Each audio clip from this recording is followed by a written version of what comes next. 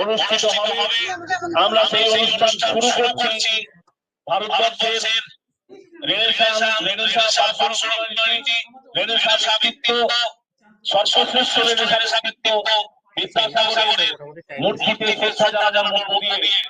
আপনারা জানেন যে সুভাষচন্দ্র বসু সারা জীবন স্বাধীনতা আন্দোলনের আপসী বিপ্লবী ধারার নেতৃত্ব দিয়েছেন। দিতে পারলাম না,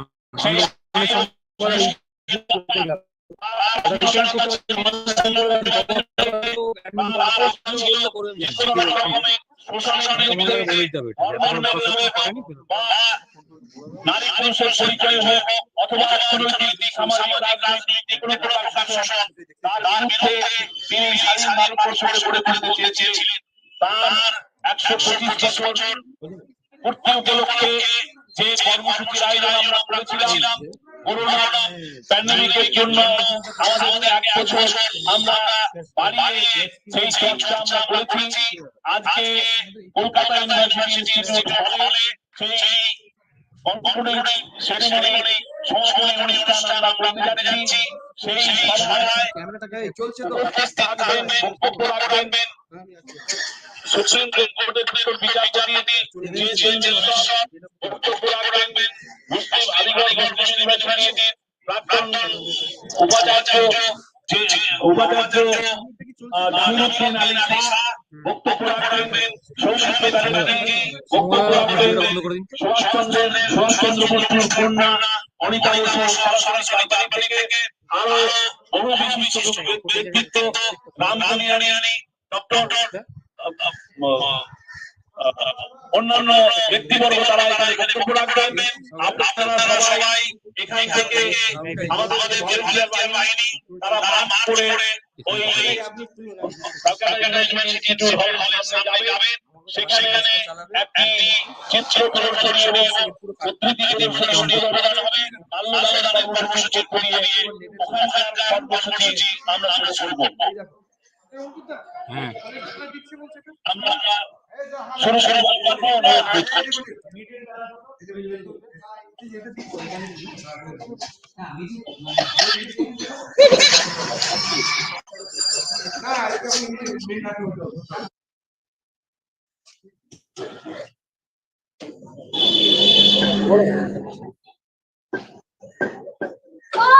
Attention! Start about 10. 1, 2, 3, 1.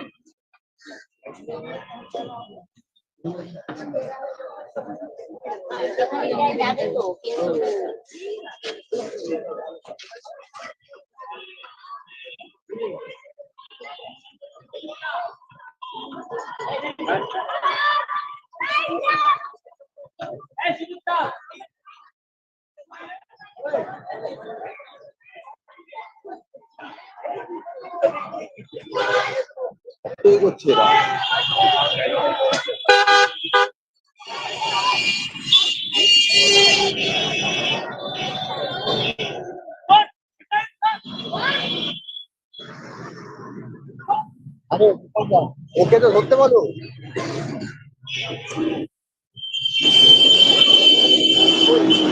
সে কোথায়?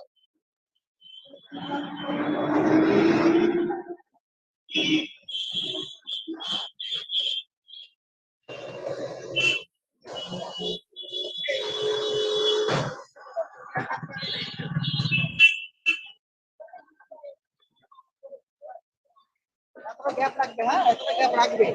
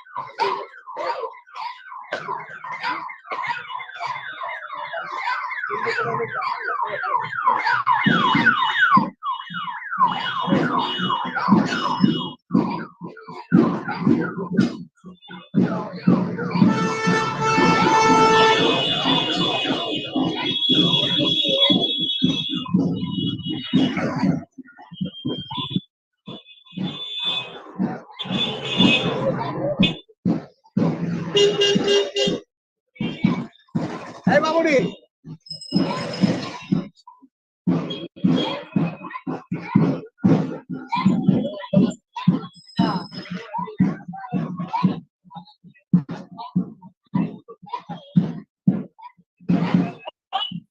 Recording in progress.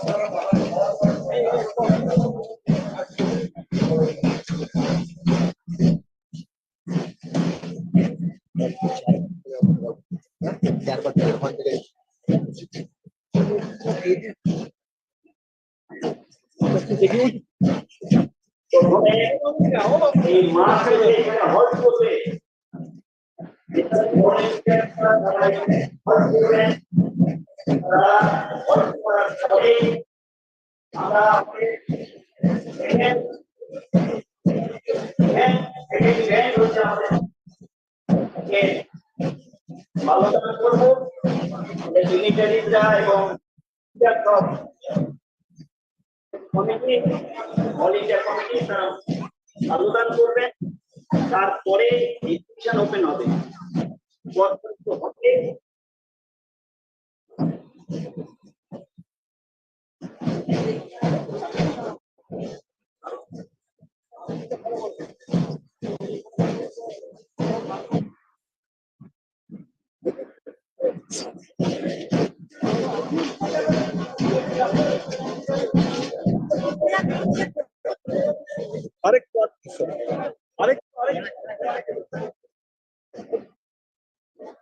আপনারা সাইড করে দিন।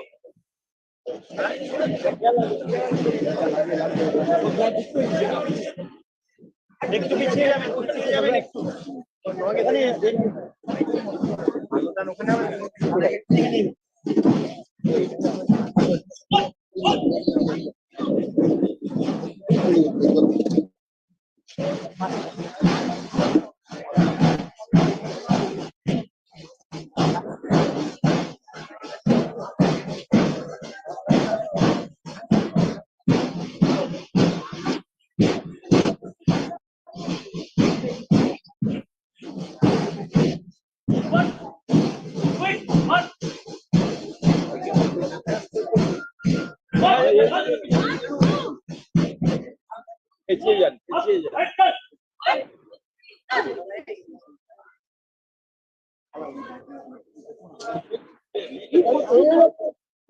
এসব চিজ না কেন? দেখতে হবে এটা অল ইন্ডিয়া কমিটির এখানে কিছু করার নেই। আমরাও তো শুনেছি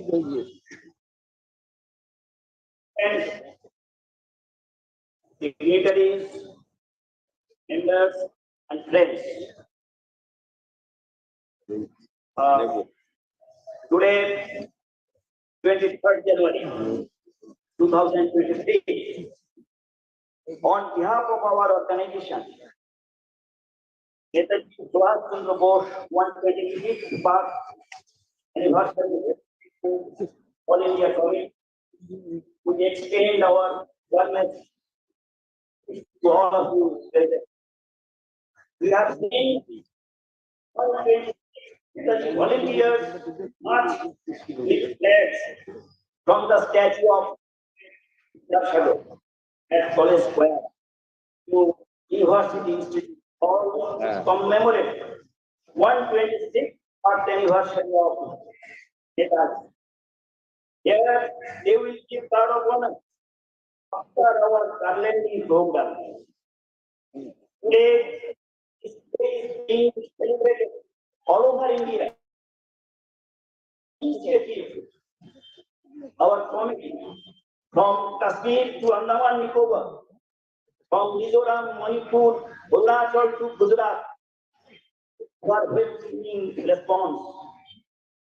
We all know Netaji is an unforgettable name in the history of India's freedom struggle.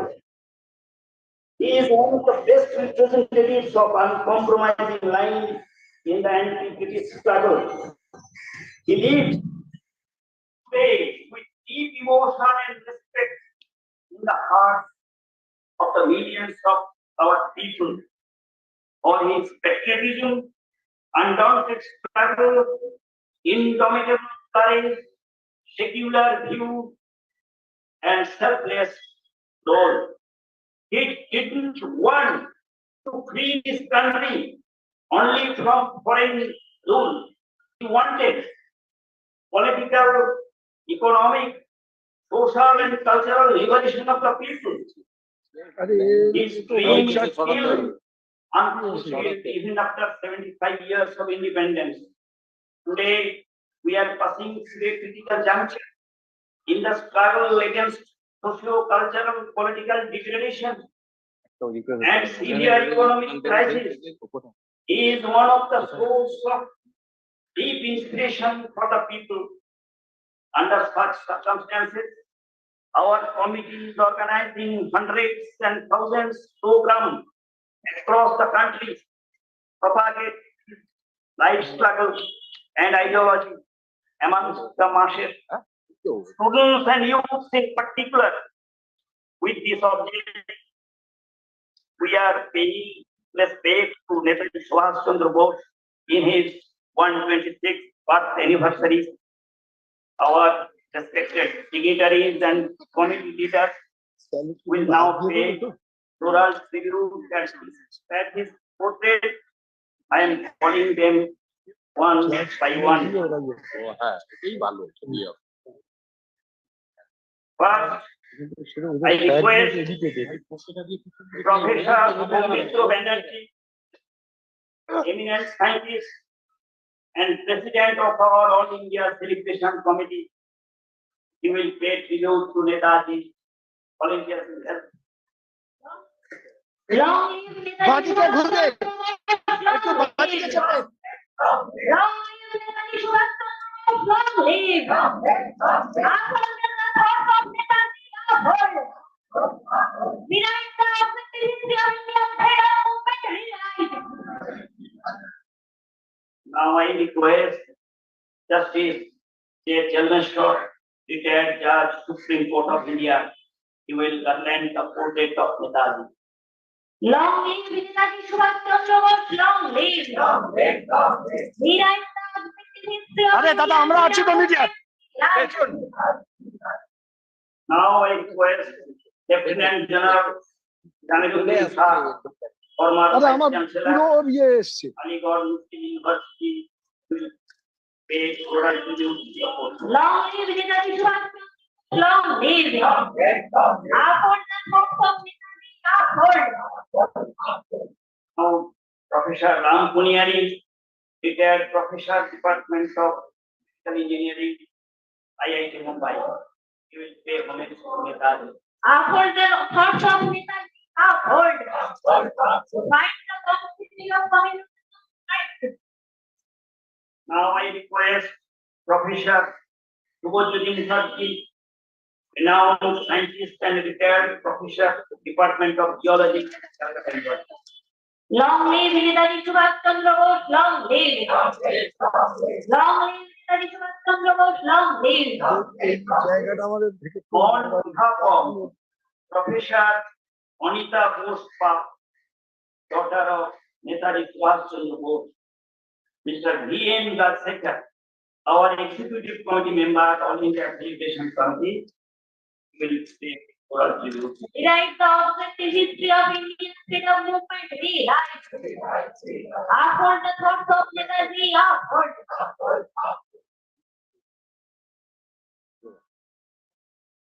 On behalf of Mr. Shyam Benegal, renowned film director, Mr. Prashant Kumar, our office secretary, All India Celebration Committee. Long live Netaji Subhash Chandra Bose. Long live.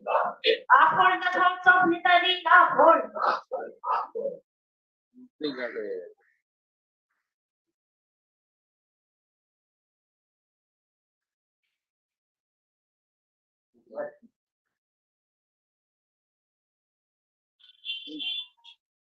Justice Prof. Ganguly, we are very happy.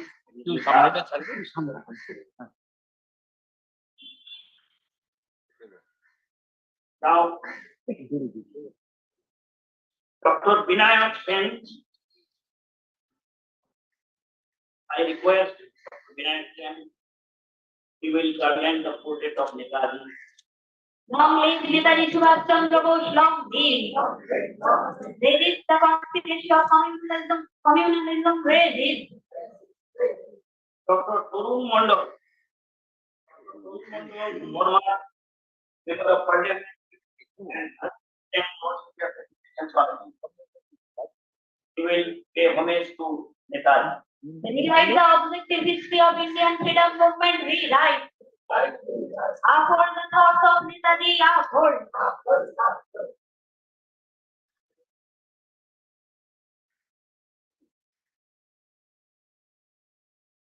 Now, Mr. Sudipto Dasgupta, Vice President of All India Celebration Committee, he will pay homage to Netaji. Mr. Sudipto Dasgupta.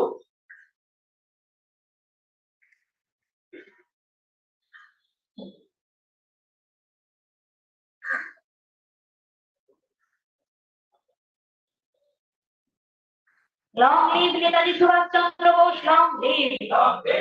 Rewrite the objective history of Indian freedom movement, rewrite. Uphold the thoughts of Netaji, uphold.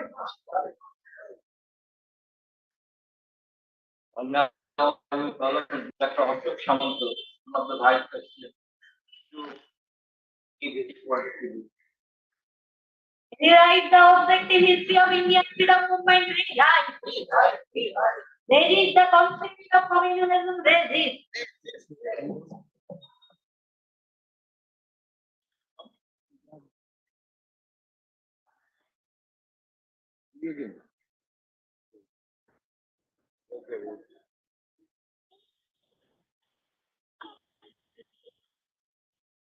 On a request, Mr. Zaheeruddin Ali Khan, managing editor, Siasat, a famous national Urdu daily, is our we will inaugurate the next session, our exhibition.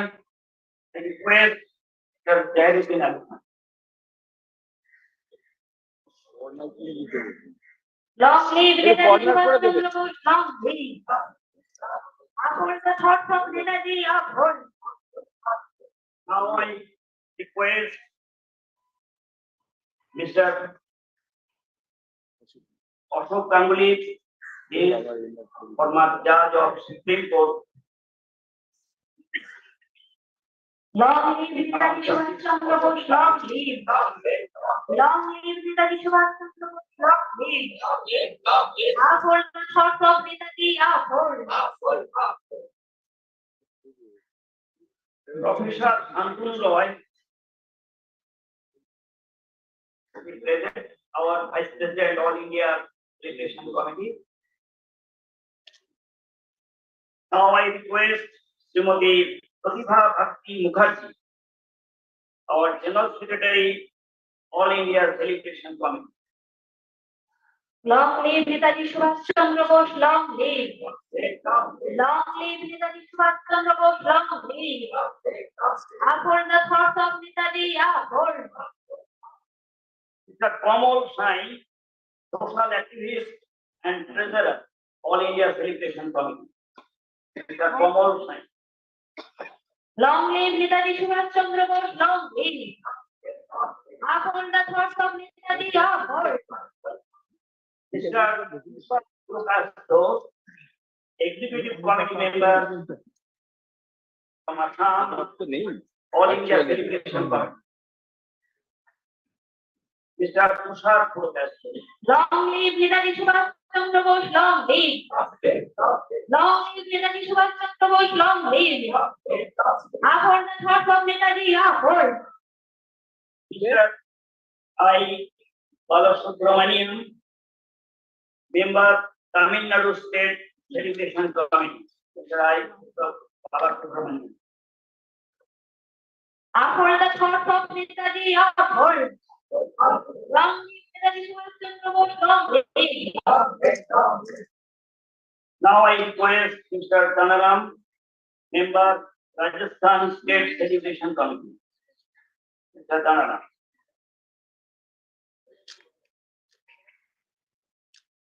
Long live Netaji Subhash Chandra Bose, long live.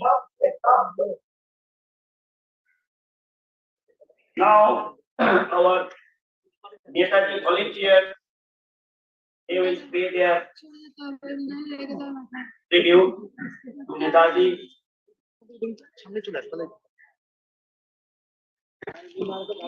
They will give the card of honor to Netaji Subhash Chandra Bose.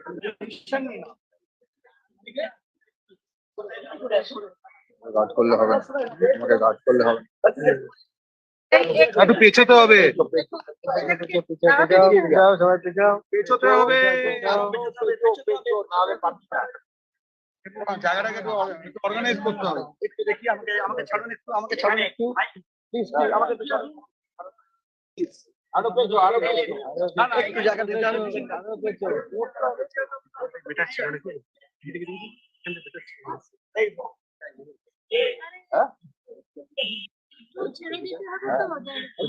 জায়গাটা একটু পিছিয়ে আসতে হবে।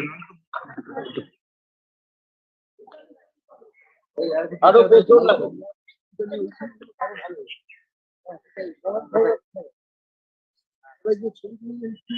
ভালো হতো my colleague. Come closer. এই ছবিটা যদি ওইখানে নিয়ে যেত তো ভালো হতো এই ছবিটা টাকাই গেল না না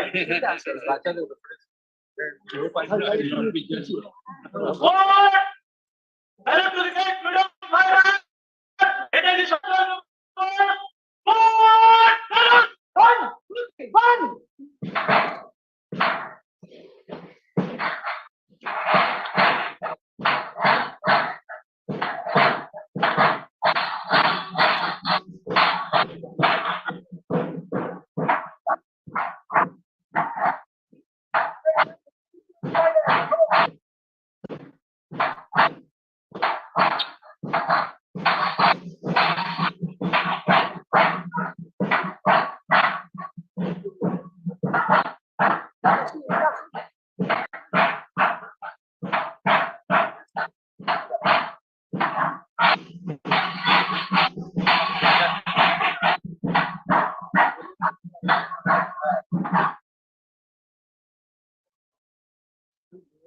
One. One, two, three, one. One,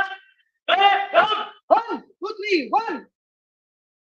Now I request our volunteers to stand easy, and I request our president to come to the microphone for reading our oath on behalf of All India Celebration Committee.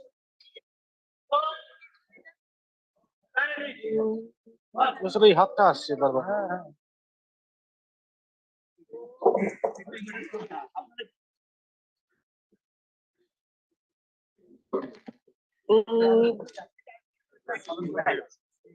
Okay. We are taking the following.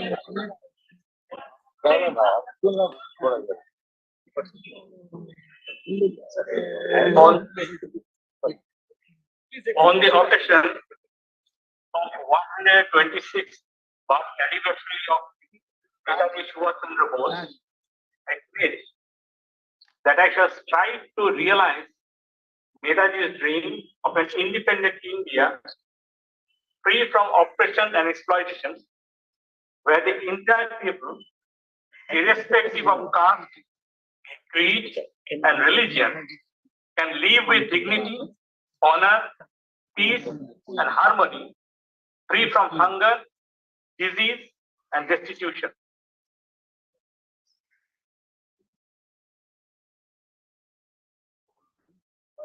Okay.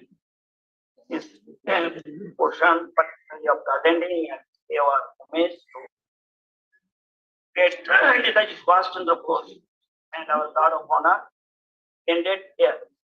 Now I request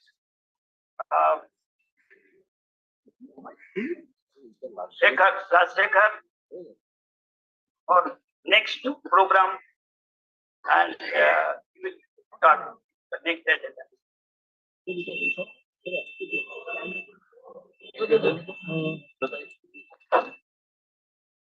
Respected dignitaries and dear friends, now we'll be inaugurating the photo quotation exhibition. But before inaugurating it, there will be a group song by Agnivina group. It is Kadam Kadam Badaya Ja, you know, with a very favorite song of Netaji Subhash Chandra Bose and INA. So I request the music squad to present the song.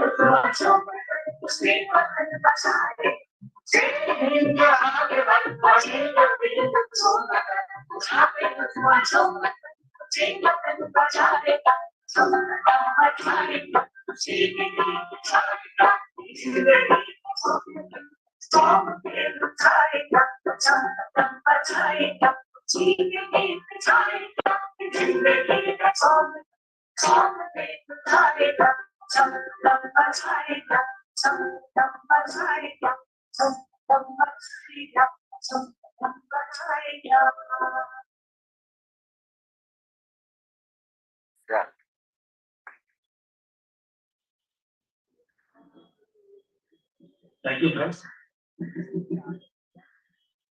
Friends, now the photo protection exhibition of Netaji Subhash Chandra Bose was seen here to inaugurate this important event. One of our important guests is there with us, Mr. Zaheeruddin Ali Khan. He is the managing managing director of Siasat, a leading Urdu lady. He is also involved in several social activities in Hyderabad. All the way he has come from Hyderabad to join us. I cordially welcome him and I request him to speak a few words, then inaugurate this exhibition.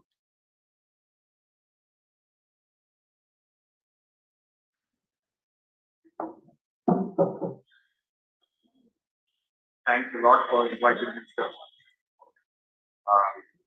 Netaji is always in our hearts. What we have seen, we have achieved independence, but after 75 years also, the whole country is in the hands of the only capitals. If Netaji would have been alive for some more time, he would have taken power from the other people and seen that the power comes to the poorest section. I just quote three of his instances. When he saw a woman in tattered clothes, he did some inner conscious work and said, I am living in a starved house, story house, where a woman, old woman is suffering from. He's not even wearing a proper sari or. Another incident, he wrote a letter to his mother. You have a lot of expectations from me, but the expectation of a good job, good education, good job. But I don't think I can fill that expectation. I want my country to progress. I want my country to progress. So this was his commitment towards his country. He never thought for anything for himself. He was just working. Even after 75 years, I'm so confident that he's still relevant. He can start a movement on this subject. It will help the younger generation to know about Netaji. Another of his quote I tell you, when he was suspended by the Presidency College, he was so satisfied when a student, young boy, was suspended from a school college. He gets disturbed. Oh my, what is my future? What is my education? But Netaji says that that is the foundation stone for my fight against the tyranny, fight against the injustice being played. He never got gone well with Congress. The reason is most of the crony capitalists or imperialist forces were influenced in Congress. But Netaji stood his ground and sacrificed his life. And I still believe that he's still relevant. Now we have social media platforms. Through that platforms, we can do a lot of work. Can produce 2 minutes video on Netaji. Say, and I think within the 6 months, 8 months, you have WhatsApp group. Each group consists of 500 plus people. If your young people start groups, WhatsApp group to propagate Netaji ideology, Netaji relevance, what is happening in this country? The country is being looted from every side.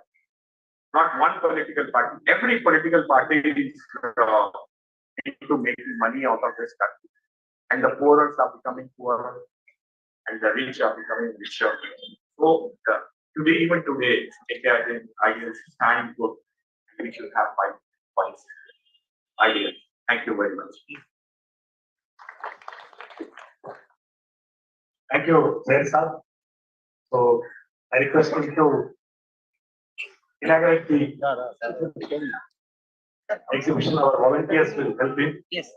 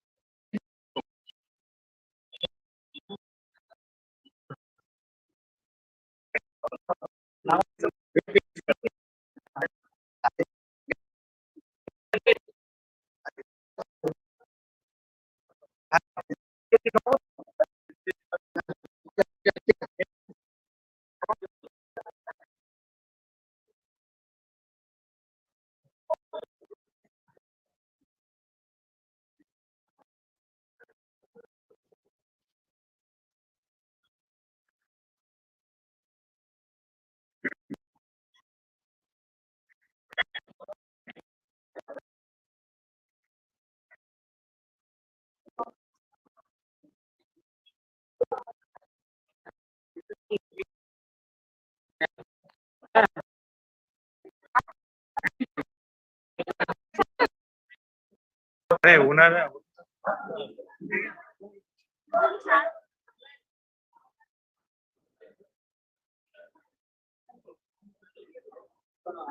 Jamiruddin এসছে, দেখেছিস? এখানেই আছে কোথায়?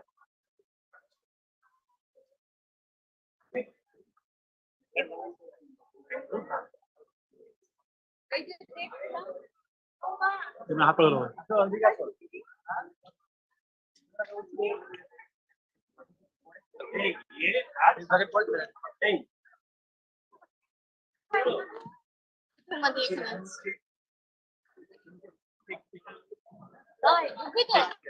India, Indian comedy সংবাদ সময়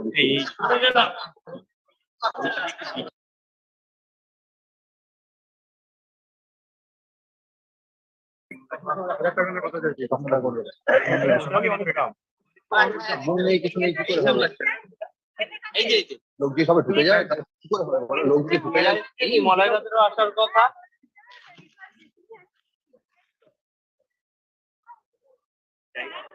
বলো বলো এই যে স্কুল আছে সব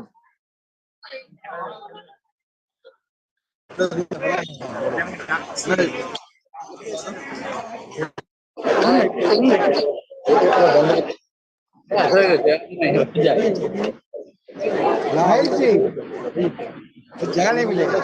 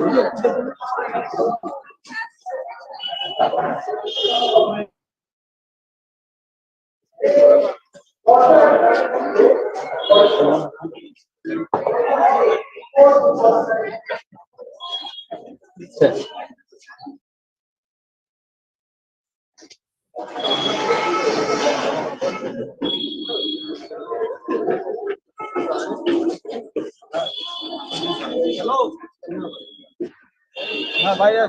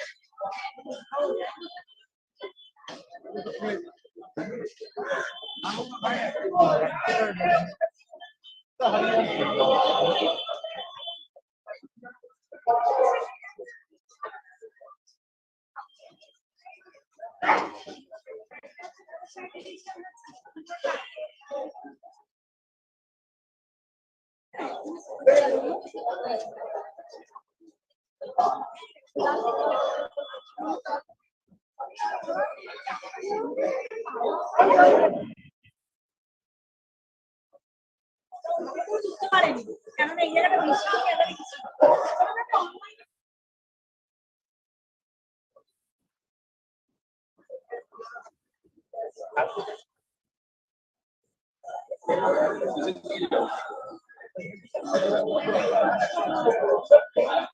এই দেখ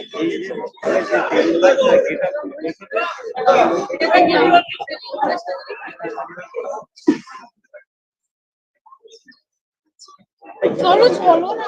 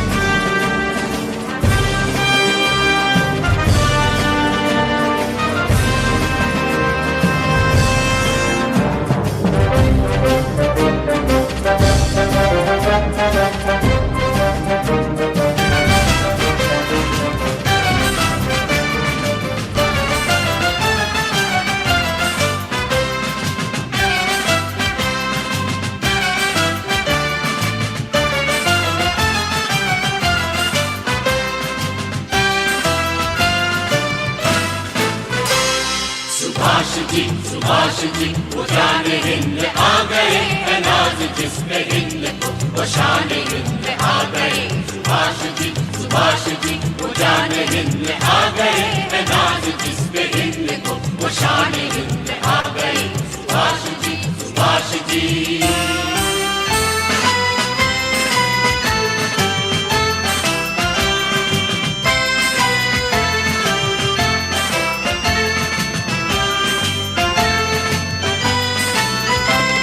सुभाष जाने हिंद है, सुभाष माने हिंद है, सुभाष आने हिंद है, सुभाष शान हिंद है। सुभाष जी वो जाने हिंद आ गए, है नाज जिस पे हिंद को वो शान हिंद आ गए। सुभाष जी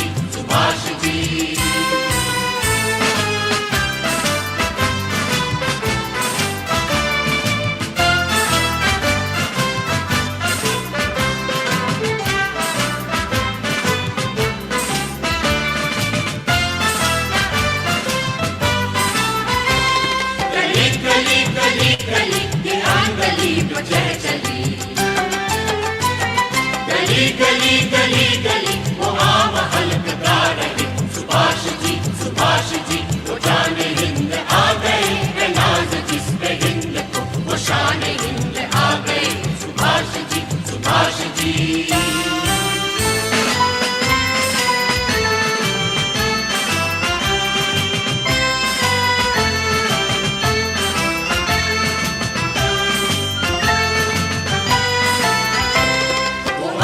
हिंद लाएंगे, वो शान हिंद लाएंगे। तिरंगियों की कौम पर वो कहर बन के छाएंगे। सुभाष जी वो जाने हिंद आ गए, है नाज जिस पे हिंद को वो शान हिंद आ गए। सुभाष जी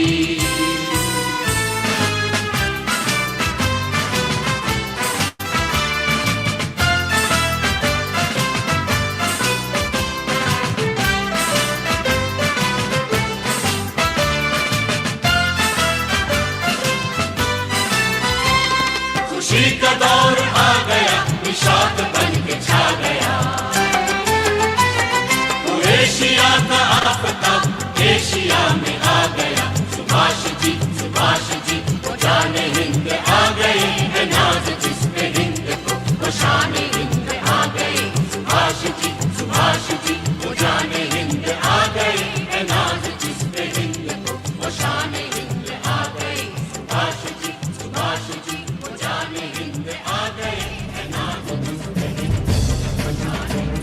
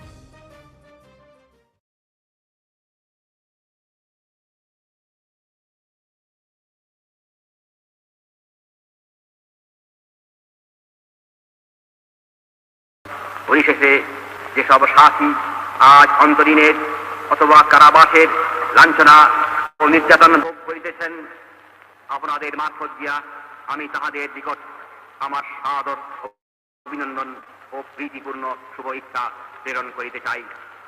তাহারা যেন মনের উৎসাহ, আনন্দ ও স্ফূর্তি না হারান।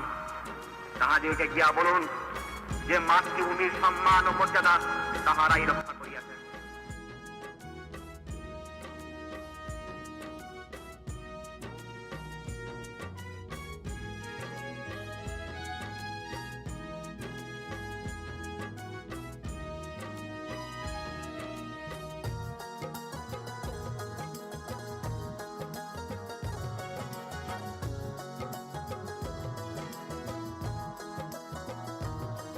আমি বলছি সুভাষ, আমি বলছি সুভাষ, আমি বলছি সুভাষ, আমি বলছি সুভাষ, रंगून से आई आवाज मैं बोल रहा हूँ सुभाष, मैं बोल रहा हूँ सुभाष। আমি বলছি সুভাষ, আমি বলছি সুভাষ, আমি বলছি সুভাষ, আমি বলছি সুভাষ, रंगून से आई आवाज मैं बोल रहा हूँ सुभाष, मैं बोल रहा हूँ सुभाष।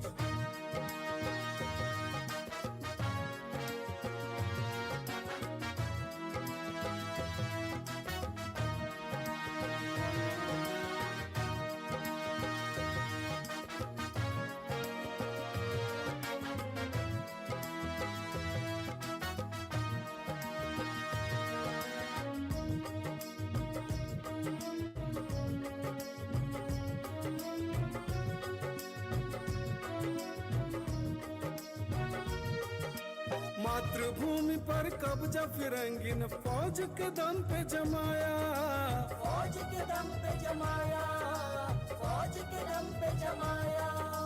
सत्याग्रह दलील अपील ये कुछ भी काम नहीं आया, कुछ भी काम नहीं आया, कुछ भी काम नहीं आया। आइए ने का बिगुल बजा तो उखड़ी उसकी सांस मैं बोल रहा हूँ सुभाष, मैं बोल रहा हूँ सुभाष। আমি বলছি সুভাষ, আমি বলছি সুভাষ, আমি বলছি সুভাষ, আমি বলছি সুভাষ, रंगून से आई आवाज मैं बोल रहा हूँ सुभाष, मैं बोल रहा हूँ सुभाष।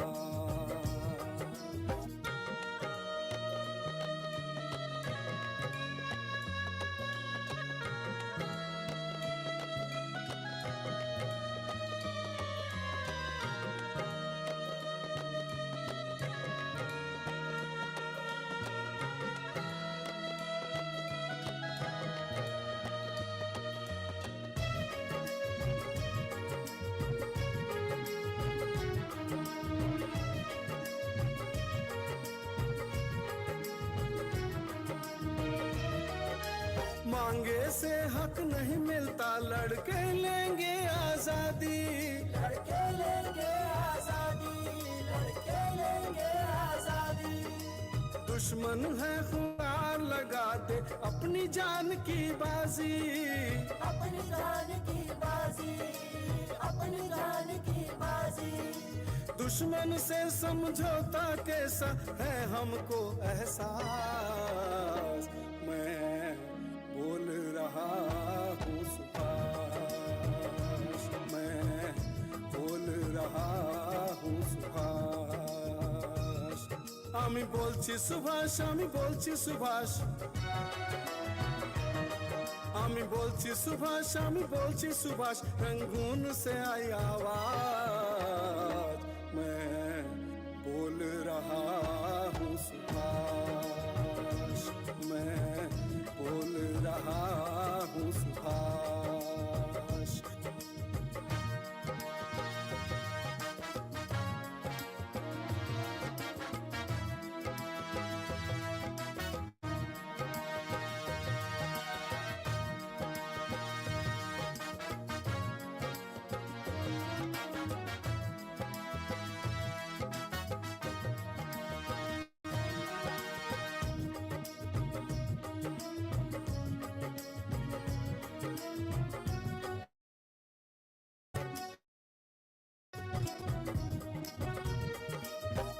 डाल कर राज करे ये आपस में लड़वाए, आपस में लड़वाए, आपस में लड़वाए।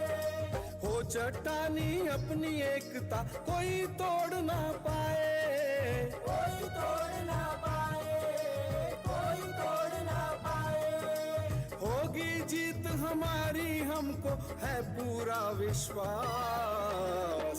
मैं बोल रहा हूँ सुभाष, मैं बोल रहा हूँ सुभाष। আমি বলছি সুভাষ, আমি বলছি সুভাষ,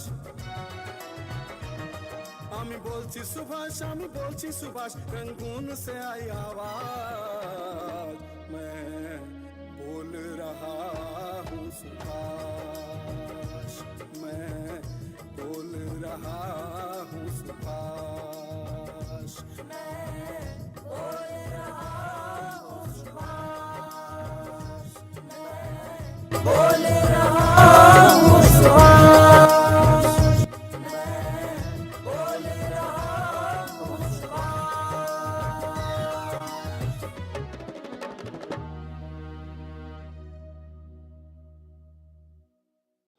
साथियों, क्रांतिकारी और प्रगतिशील गीतों के लिए इस चैनल को सब्सक्राइब करें, शेयर करें और लाइक करें।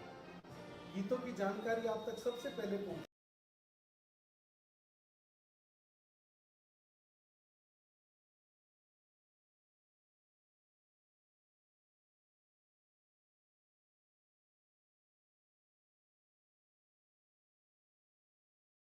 পরিশেষে যেসব সাথী আজ অন্তরীণের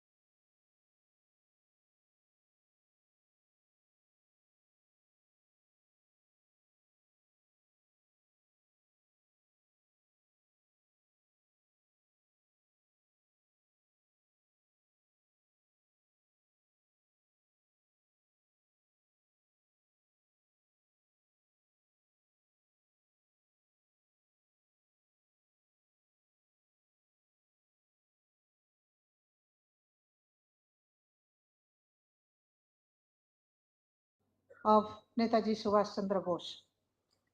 Today, on this great occasion of the 126th birth anniversary of Netaji Subhash Chandra Bose, the gigantic and noble character, the great revolutionary, freedom fighter of Indian freedom struggle. We have assembled here to pay homage to this great character. While we are having this concluding ceremony,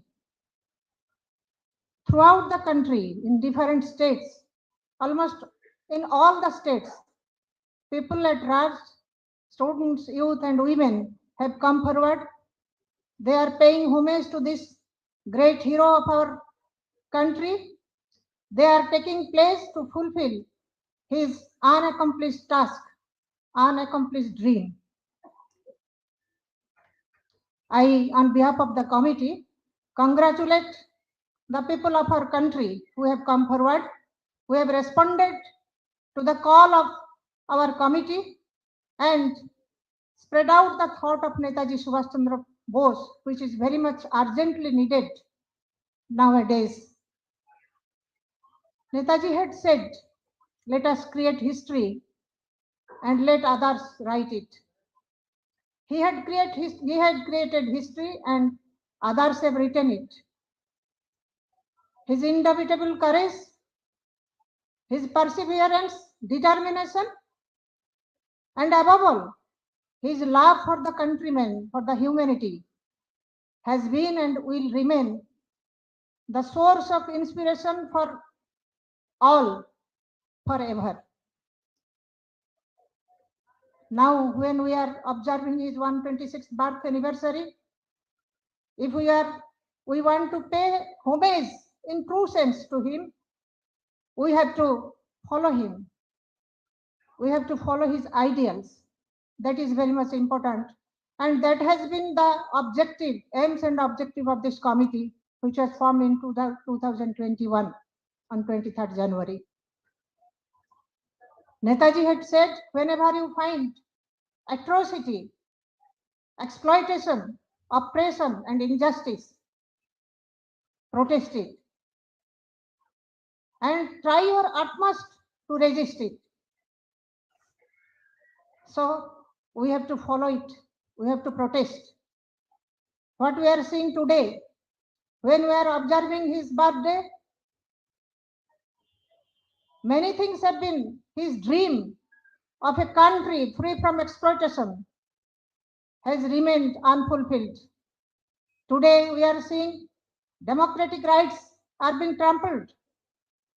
Corruption is at its height. We are seeing education is at stake. On education attack has been launched. Women's dignity and their honor is at stake. We are seeing that scientific approach towards life is being banned, is being on attack. So what we should do if we are really the followers of Netaji Subhash Chandra Bose? We have to protest, we have to resist it. Otherwise, there is no meaning in observing his birthday. So our committee aims at propagation of his ideals, propagation his thought, propagation of his life struggle. So throughout the country, we have been able to do it. But we could have done many things else that we could not do due to COVID situation. Now, he has taught us how to act, how to react to the different aspects, different state affairs. He has taught us to involve us in the state affairs. So this is to be done. We have to react, we have to act. We have to observe his day. While observing his day, we have to shoulder the responsibility which has been thrust upon us. We have to work for the advancement of the society.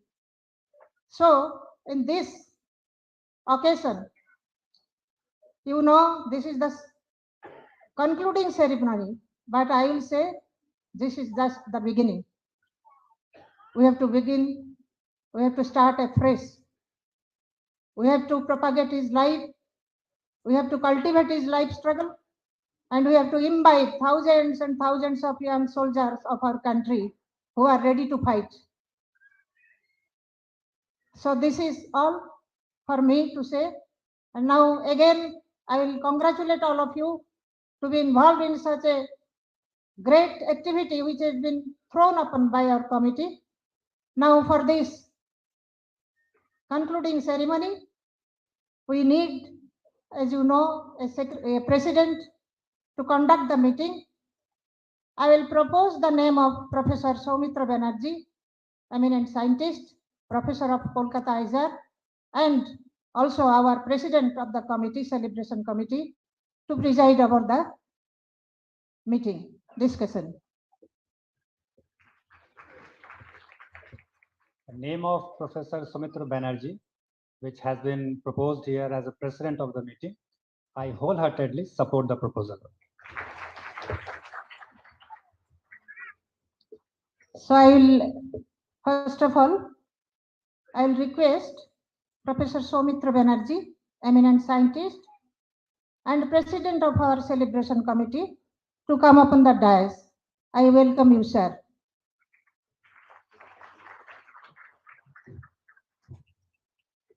Then I will like to invite Justice J Chelmeswar, retired judge, Supreme Court of India, who is a speaker of this discussion. So I will request him to come up on the dais. And I welcome you on behalf of the committee, sir.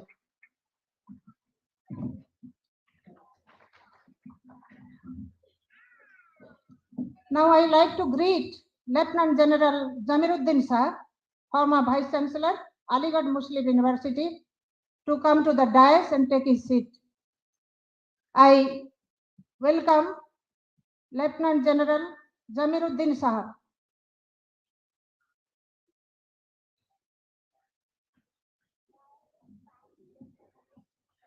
On behalf of the committee, Lieutenant General Zameeruddin Shah is welcome to the dais.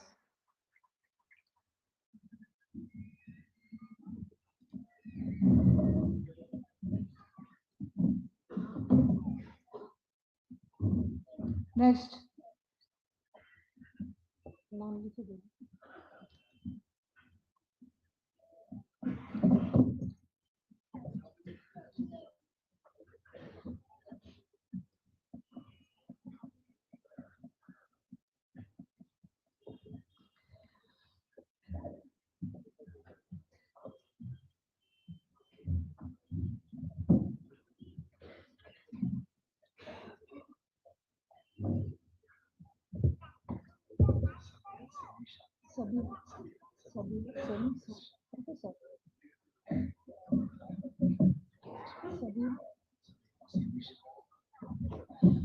So within us on the dais is Sabia Shah. I greet her on behalf of the committee. Welcome, ma'am. Now I will request Zaheeruddin Ali Khan, Managing Editor, Siasat, and also our Vice President of the Celebration Committee, to come up on the dais.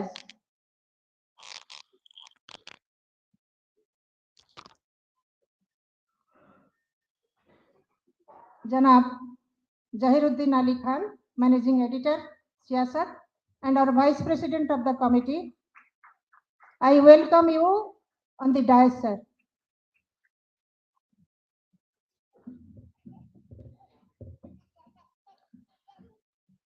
I will invite Professor Ram Puniyani ji, retired professor, Department of Biomedical Engineering, IIT, Mumbai, to come up on the dais.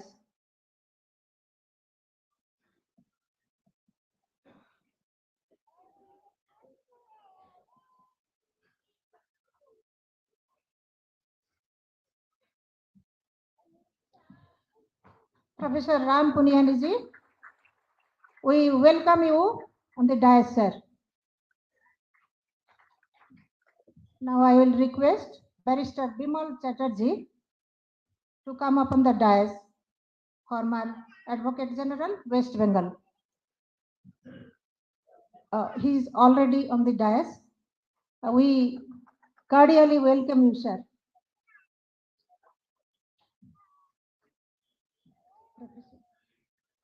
I welcome you, sir, on the dais.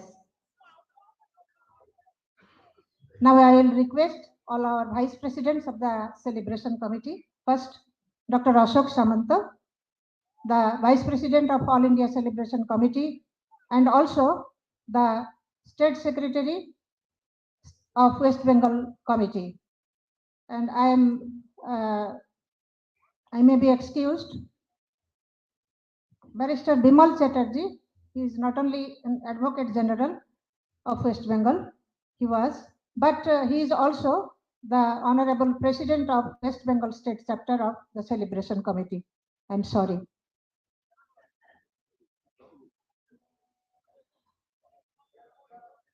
Now I will request Professor Dhruvajyoti Mukherjee, eminent scientist, Department of Geology of Calcutta University, and also our Vice President of the Celebration Committee to come up on the dais.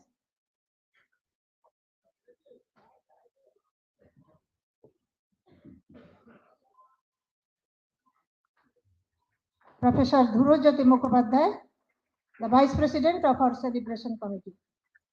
Now I will request Dr. Tarun Mandal, our Vice President of the committee and also the former MP, to come up on the dais.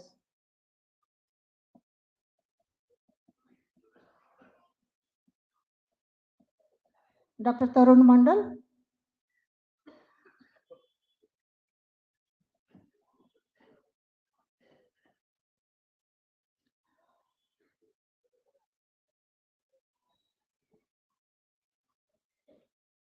We greet Dr. Tarun Mandal, our Vice President, on the dais. And Mr. Sudipta Dasgupta, our Vice President of the Celebration Committee, please come to the dais. Welcome, sir, to the dais. Professor Santanu Rai, one of our Vice Presidents, All India Celebration Committee, I request you to come to the dais.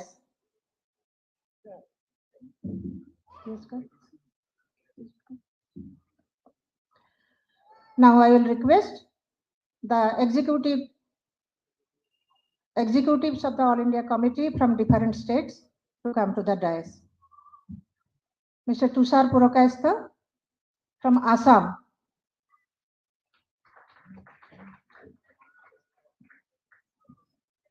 I welcome Tushar Purokayastha to the dais.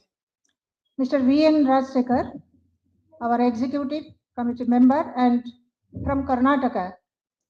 I request you to come to the dais. Welcome you, sir. I will request I. Balasubramaniam from Tamil Nadu Celebration Committee. Please come to the dais.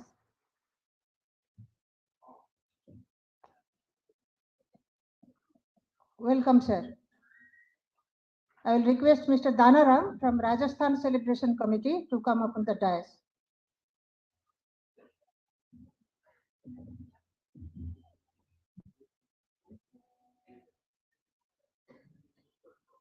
I will request Mr. Danaram from Rajasthan Celebration Committee. Welcome, sir. Now, I will request Prasant Kumar, our Office Secretary, and also the Vice President of the Delhi Celebration Committee to come up on the dais. Thank you, sir. Thank you, ladies and gentlemen. Now I will request our President of the discussion, the seminar or session to continue. Thank you, everybody. Thank you, Pratibhaji. Just a minute, sir. I am sorry. I will request Mr. Kamal Sai, eminent social activist and our treasurer of the celebration committee, to come to the dais. Mr. Kamal Sai. Welcome, sir.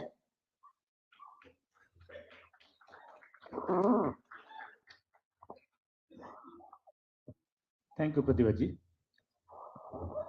Today's program will start with an inaugural song sung by Mr. Somnath Karmakar. I request Mr. Karmakar to sing the song.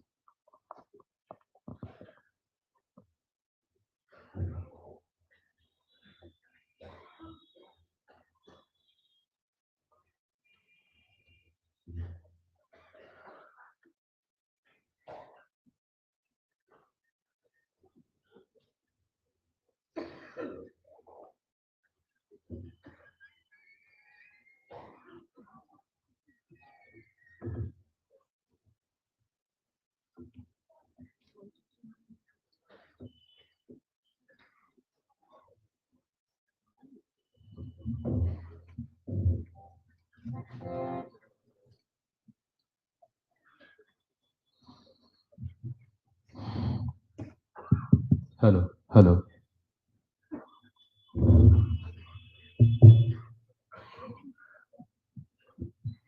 Hello.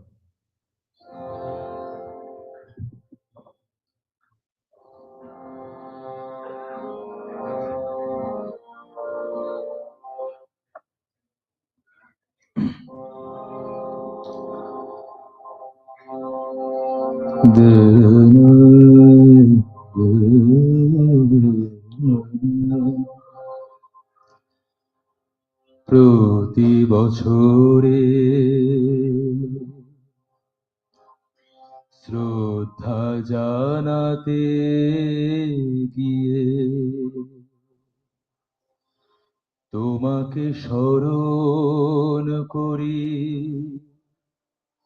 নিজেকে প্রশ্ন করি, আছে কি সে অধিকার না করি বরণ স্বপ্ন তোমার যদি, না করি বরণ নিজ জীবন দিয়ে।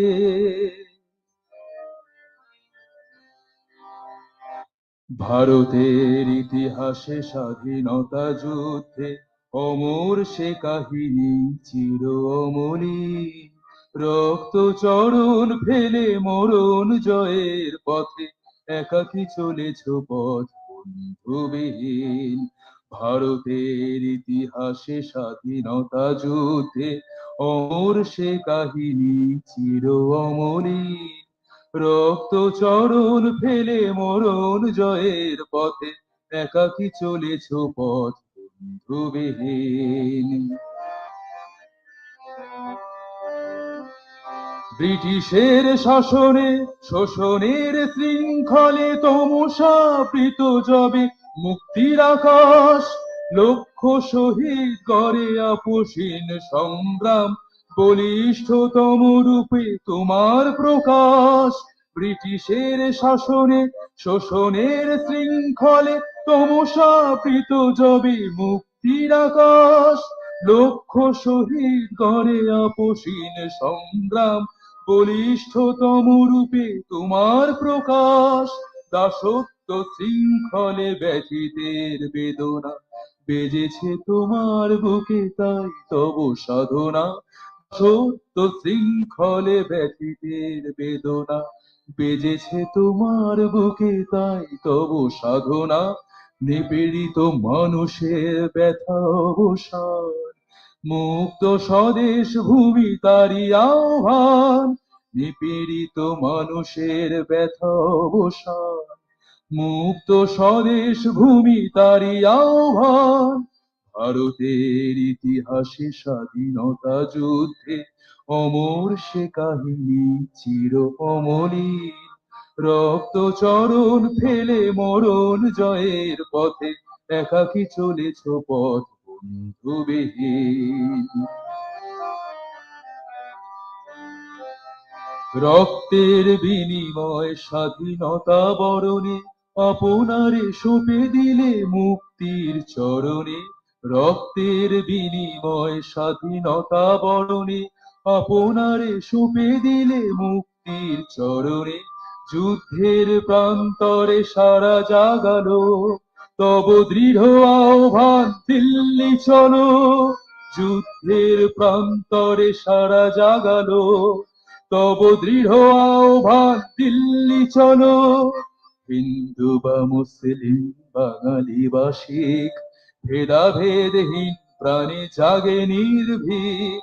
হিন্দু বা মুসলিম বাঙালি বা শিখ ভেদাভেদহীন প্রাণে জাগে নির্ভীক।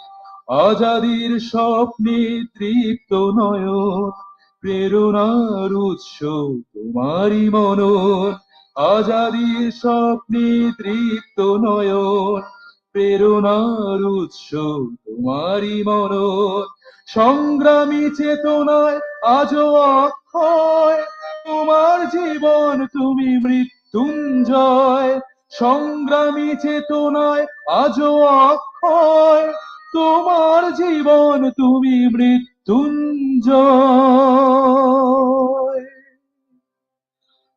আকাশে বাতাসে আজো কান্না হাহাকার, শোষণের জাঁতা কলে নিপীড়িত জনতার, অপমানে অবিচারে বঞ্চিত বেদনায়,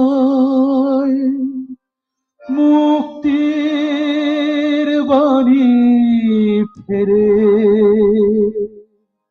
সজল চোখে।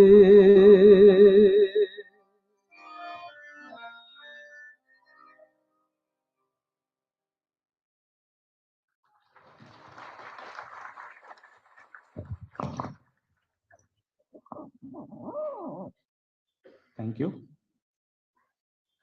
Now we start the main part of today's program,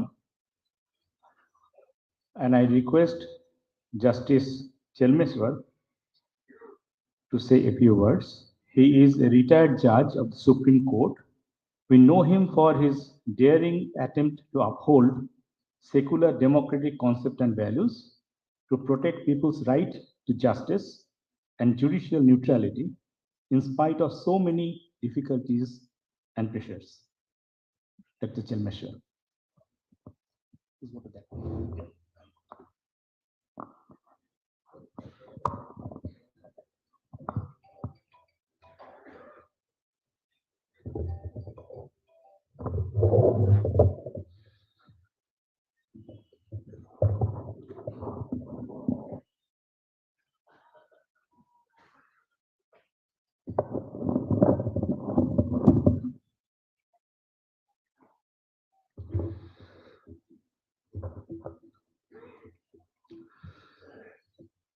Distinguished dignitaries on and off the dais, I very honestly wish that I could address this gathering in Bangla, but unfortunately I can't do it. But I come from that part of the country which had a great influence of Bengal in the 20th century.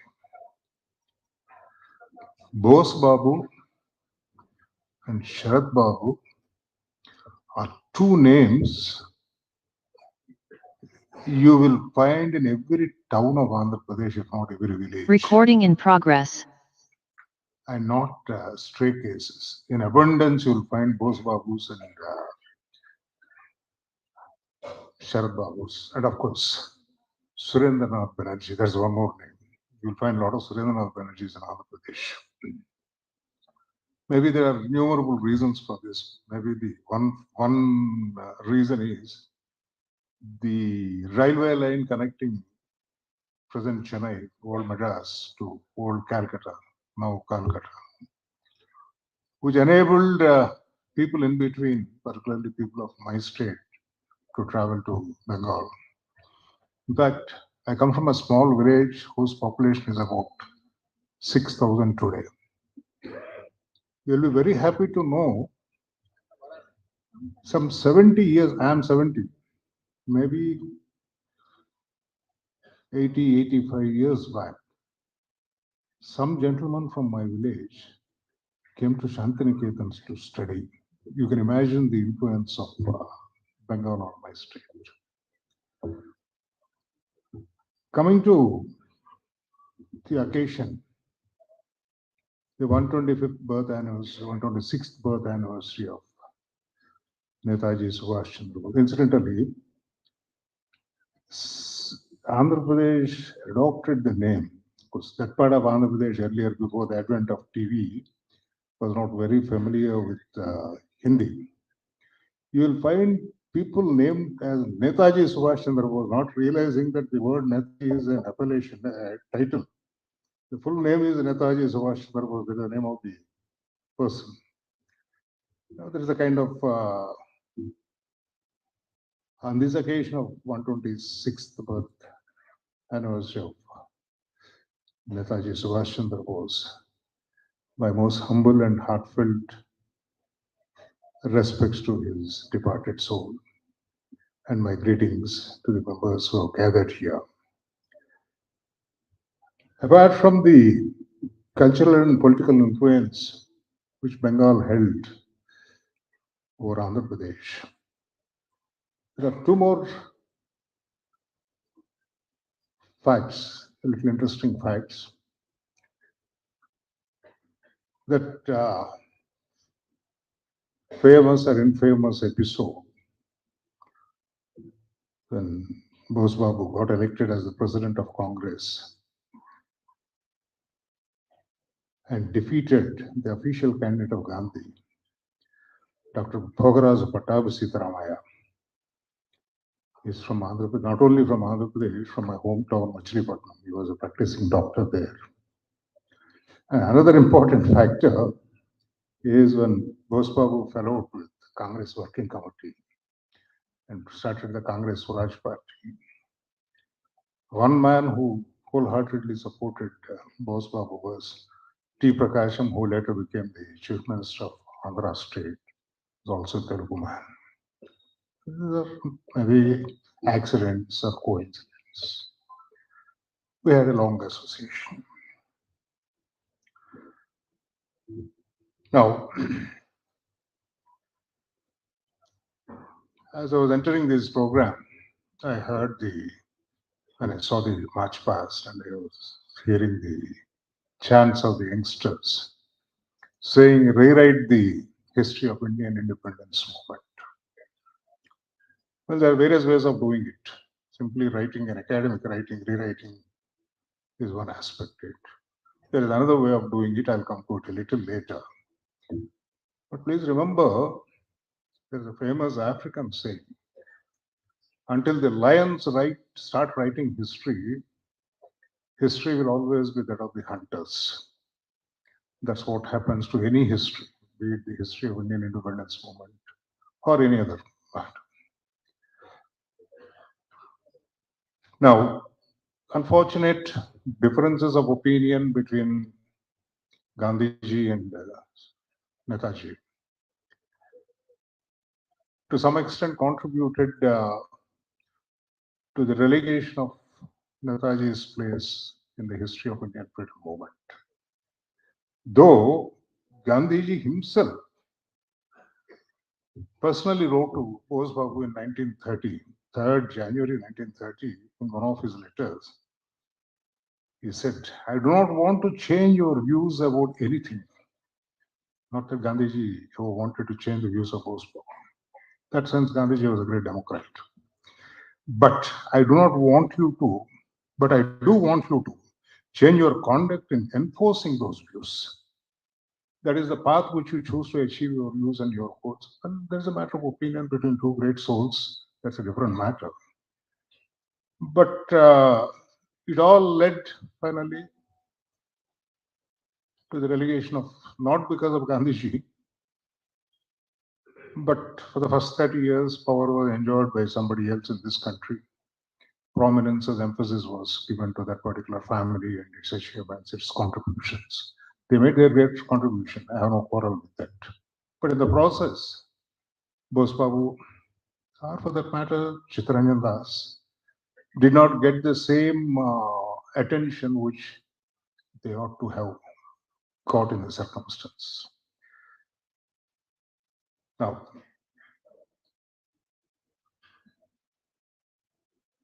question is, I was mentioning a few seconds back, or we write history.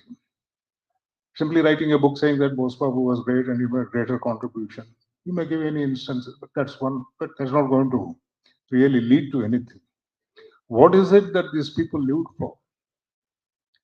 They lived for the freedom of this country. Freedom doesn't simply mean replacing the white-skinned babus with the brown-skinned babus.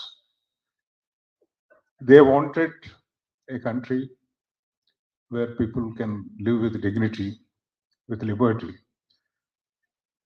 with where life is pleasant. Now, question is, 70 years after achieving the political independence, have we really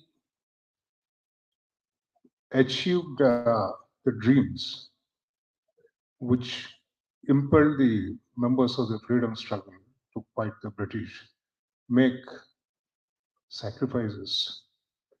The lives of each one of those great personalities was full of sacrifices. But what did we, the people of India, do in the next 70 years? Did we really create that India which they dreamt? And unfortunately, to my mind, the answer is we are far from it. I'm not saying that we have not achieved anything. A lot of achievements were made in the last 70 years.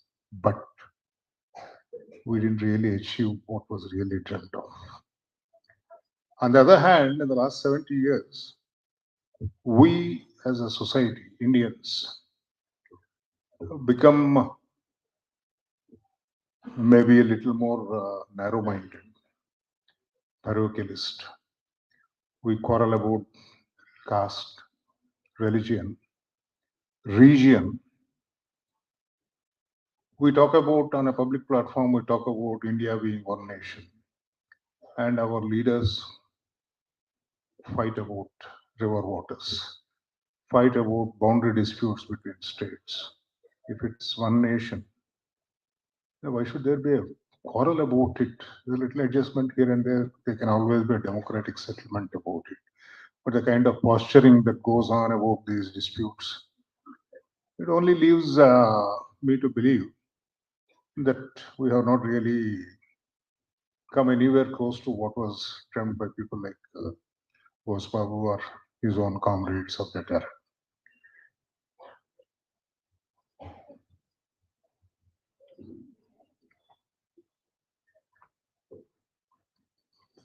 See, it was a generation which had a fire, a commitment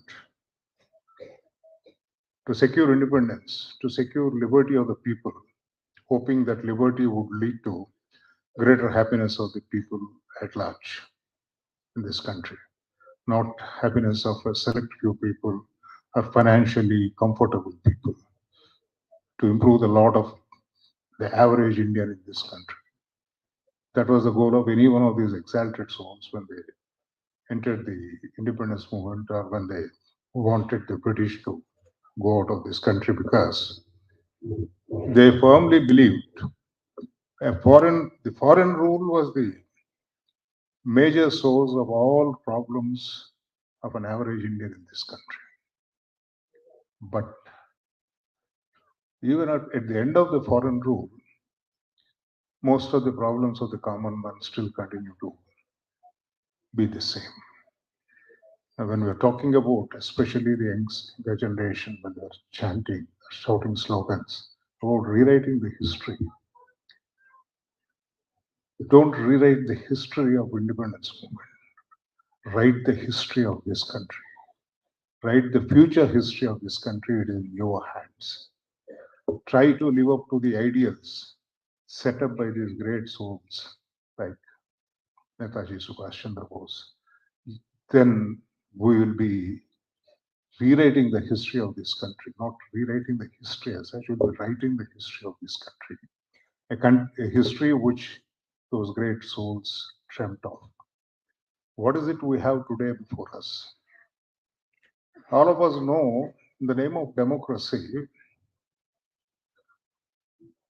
democracy means in this country, luckily at least that much is remaining, a periodic election to various bodies. And coming to the democratic process, all of us know how it is. Elections, how are they conducted? The kind of money power that plays a role in the electoral process. If that's all democracy only means, because nowadays we hear a lot of people saying that the elected representatives can do anything. I'm not on the question whether they can do or they're not. I'm not on that. Point is, elected representatives, yes, they have great responsibility, great power. But question is, how did most of them get elected to that place? And that is something which we need to alter, that we need to address. And particularly the younger generation, we're all on the way out. At least I'm on the way out, I'm 70.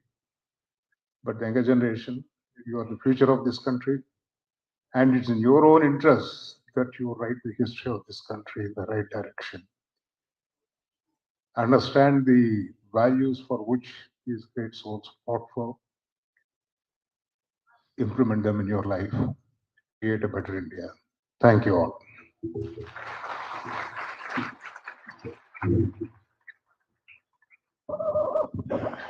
Thank you very much, Justice Chelmeswar. Now we'll have a online talk by Professor Anita Bose Pfaff, who is the daughter of Netaji Subhash Chandra Bose. He is a retired professor of economics in Augsburg University, Germany, and let the technical team arrange that. Is it ready? Yeah. You need to place one here.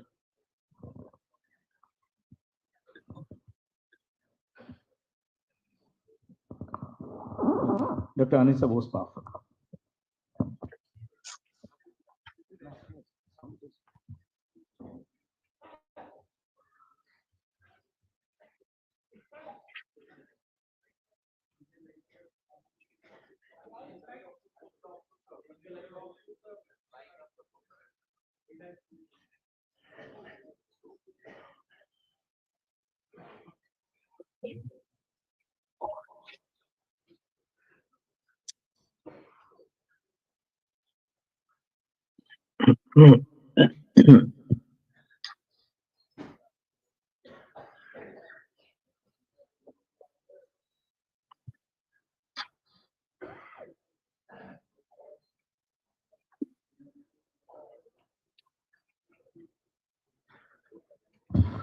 Yes, we can see you. You may start speaking.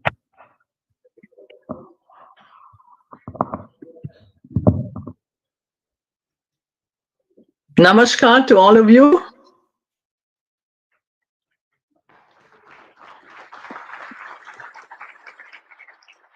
Am I audible?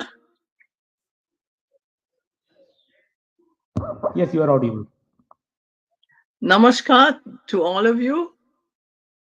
I'm very happy to join you on a very auspicious occasion, that is the 126th birth anniversary of my father, Netaji Subhash Chandra Bose.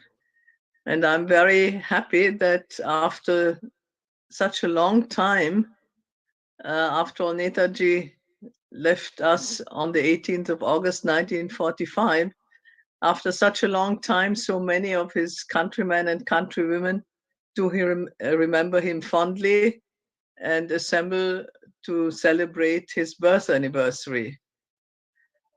It is indeed a great occasion, and we've heard about Netaji's work in a very erudite and interesting address just beforehand. And I can only add a little in terms of facts and figures, but let me share some of the ideas that I had already expressed previously about Netaji's life and what I feel his main contribution for the young people in India was today. Netaji was a very dedicated and engaged person from a very early age on. Even as a youngster, he dedicated his life to the help and support of those who were needy, those who were sick. And he was also a very spiritual man. He was a follower of Swami Vivekananda and Sri Ramakrishna, and was dedicated to his country's well-being first and foremost. From a very early age on, he was engaged in the struggle for India's independence.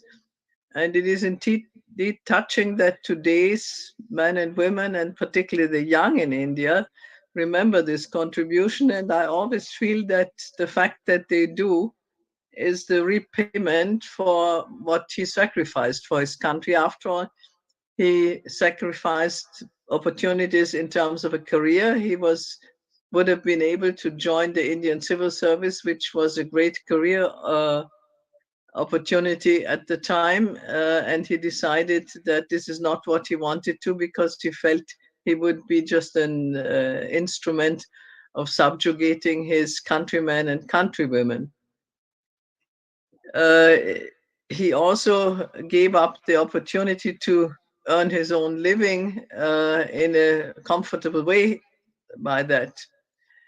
When he met my mother, evidently both of them were very dedicated to each other, but he made it very clear from the very outset that his first love was India, and his first commitment was the struggle for India's independence. And my mother agreed to that and supported him in that effort. And as an adult woman, I must say, I can imagine that this was not always easy. When he set out on the 8th of February 1943, I was just about 3 months old, and he set out on a very perilous journey by submarine to the Far East in order to join the struggle for independence there and lead the efforts of the Indian National Army. And it was absolutely not clear whether he'd see the end of the journey and the end of the struggle for independence, because traveling by submarine at that time was very, very dangerous. It was an ongoing war, and the submarine had to pass through an area where there was an ongoing war being fought. And it was also dangerous from a technological point of view. But he made this sacrifice for his country, even though later on he said that it was one of the most difficult steps in his struggle for independence. And eventually he sacrificed his life when in 1945 he died as a consequence of a plane crash. You remember him. That's why you are assembled today, and those who join us online or later on watch this on YouTube, show interest in his life, show interest in his contribution, and I thank you for that. What can we all do? In a small or a bigger way, depending on what our station in life is, we can always do something for our society, for our countrymen and countrywomen, for humanity at large. Not everyone can sacrifice as much as the leaders of the independence struggle did at the time, practically spending 100% of their time on that effort, but we can all sort of find a life work balance between having our careers and supporting our families, earning our living, caring for our family and for our friends around, and society at large. And I think in one way or the other, it is something like it's a sacrifice, and sacrifice was a motivating factor in Netaji's life and in the life of his colleagues in the independence struggle. And I think this spirit of sacrifice should be with us in many ways. And throughout our lives, there will be phases where we can do more or less in that respect. And I can only invite you to do that, and to do it also in order to create a society which creates opportunities and well-being for as many as possible. And I think that is by helping the downtrodden, by working for the empowerment, emancipation of those who are disadvantaged. That is the lower social strata. And of course, one aspect which was very close to Netaji's heart, that is the emancipation of women, because he always felt that equality of men and women or any groups in society had two aspects. One is equal rights, but the other one is equal duties. And as you probably all know, one aspect in which that was reflected is that Netaji was of the opinion that men and women should actively participate in the struggle for independence. And since he was one of the leaders who believed that it took both the civil disobedience movement and taking up arms against Britain, he also was the one person who I think established the first women's army in modern history.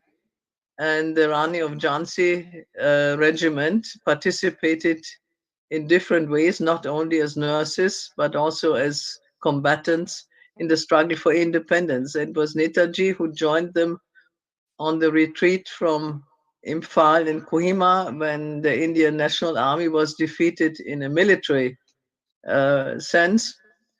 And Netaji was offered the opportunity to be airlifted out of the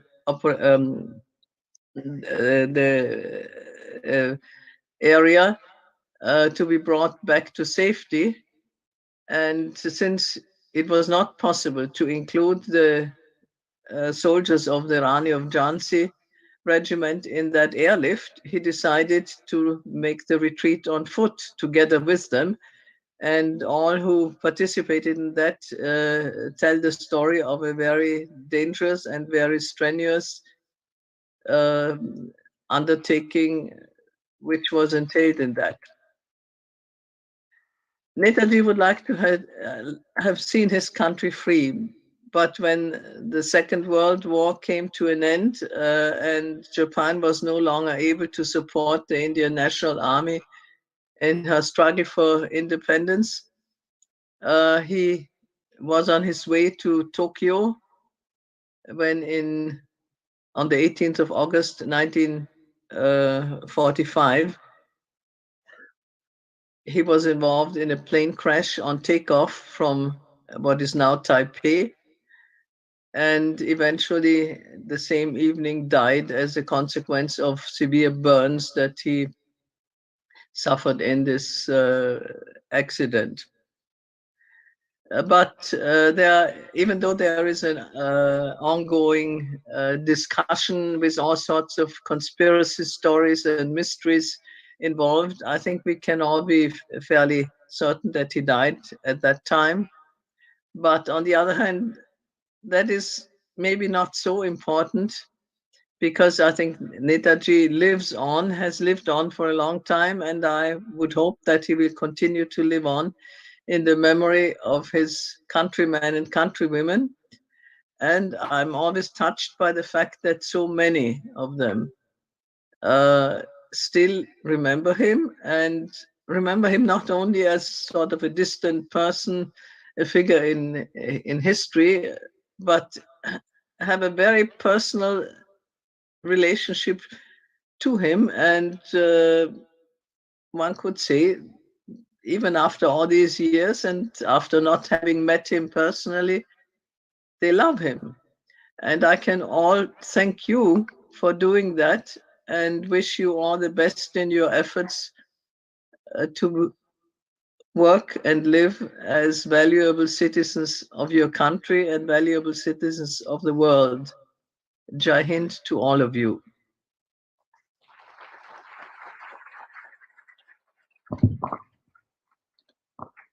Thank you very much, Dr. Anita Bose Pfaff. Can we just switch on the, oh, okay. Now we have a video message sent by Mr. Shyam Benegal, the eminent film director. Probably you all know the films that he made. He is actually one of the pioneers of what is known as parallel cinema. And many films he made, which are eminent: Ankur, Nishant, Manthan, Bhumika. And then in 2005, he made a biographical film, Netaji Subhash Chandra Bose, The Forgotten Hero. So now we will hear the message sent by Mr. Shyam Benegal. I've been to several of these celebrations in Calcutta. See, what made him the attractive figure that he was? Two things. One, of course, without question, he was a die-hard nationalist in the sense that he had nothing else in his mind except that India should be free. He wanted the country to be free. And then, in fact, to the extent that he said, I don't mind my enemy's enemy being my friend. Because when he went from India, he went via Afghanistan to Germany. And if of course, you see, Hitler had a completely different notion. He was also an imperialist in many ways. So he was very disappointed by that. And that's why he went east. He came east. What the Germans did do, of course, is that they gave him a submarine in which to travel. Because it was during the war.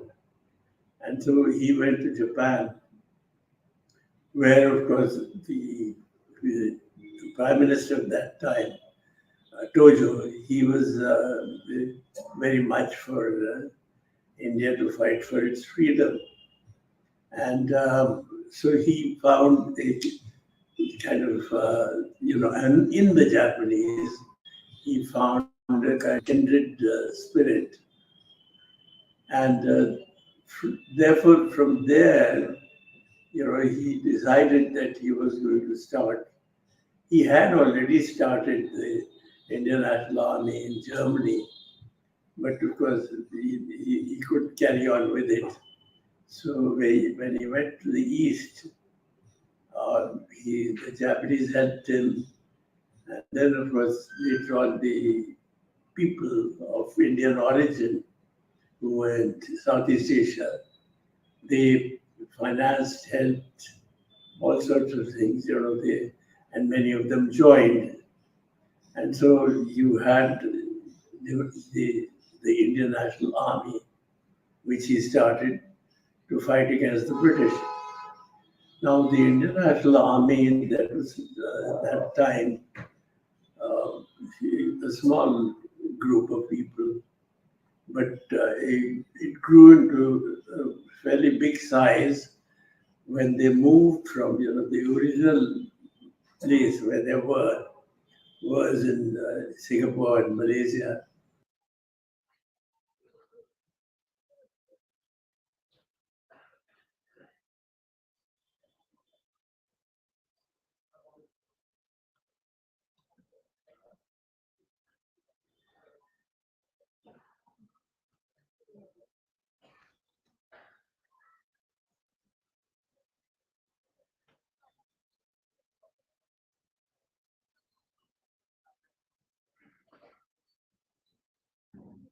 Lot of re-education process, which the Indian Army on the other side, the Indian National Army, they got them on their side.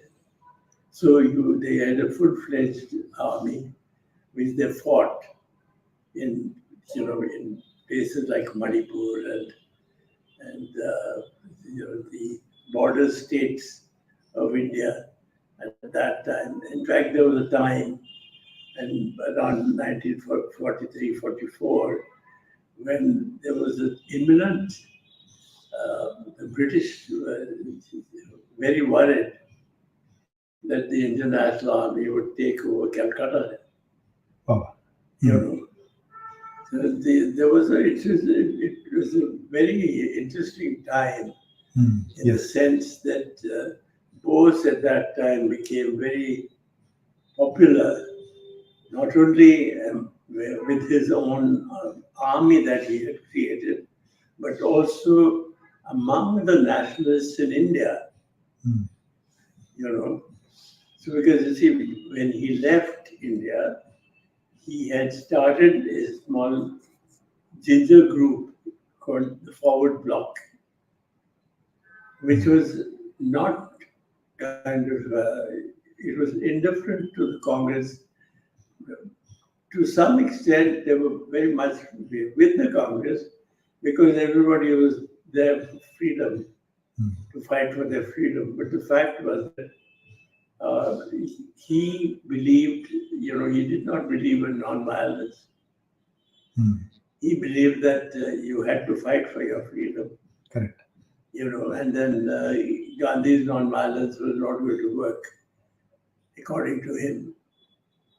And so he, when he started the INA, then he had in India, he had a kind of fifth column that he had created, which belonged to the INA.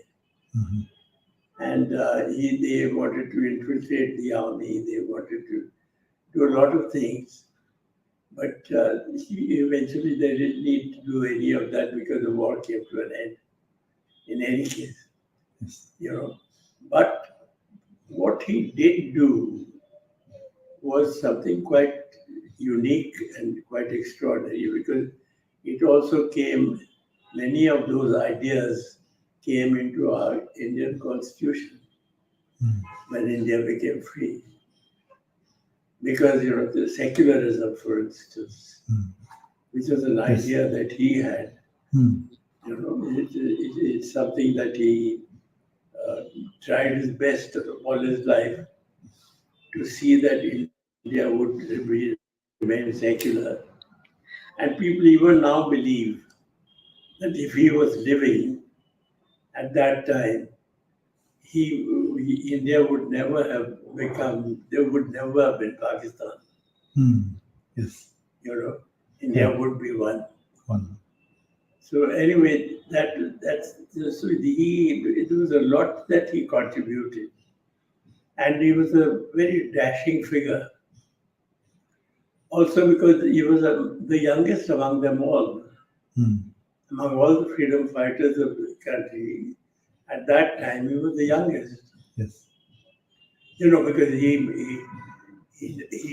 was what? He was born in 1889 or 1897. 1897. Yeah. So, he was still a very young man at that time. And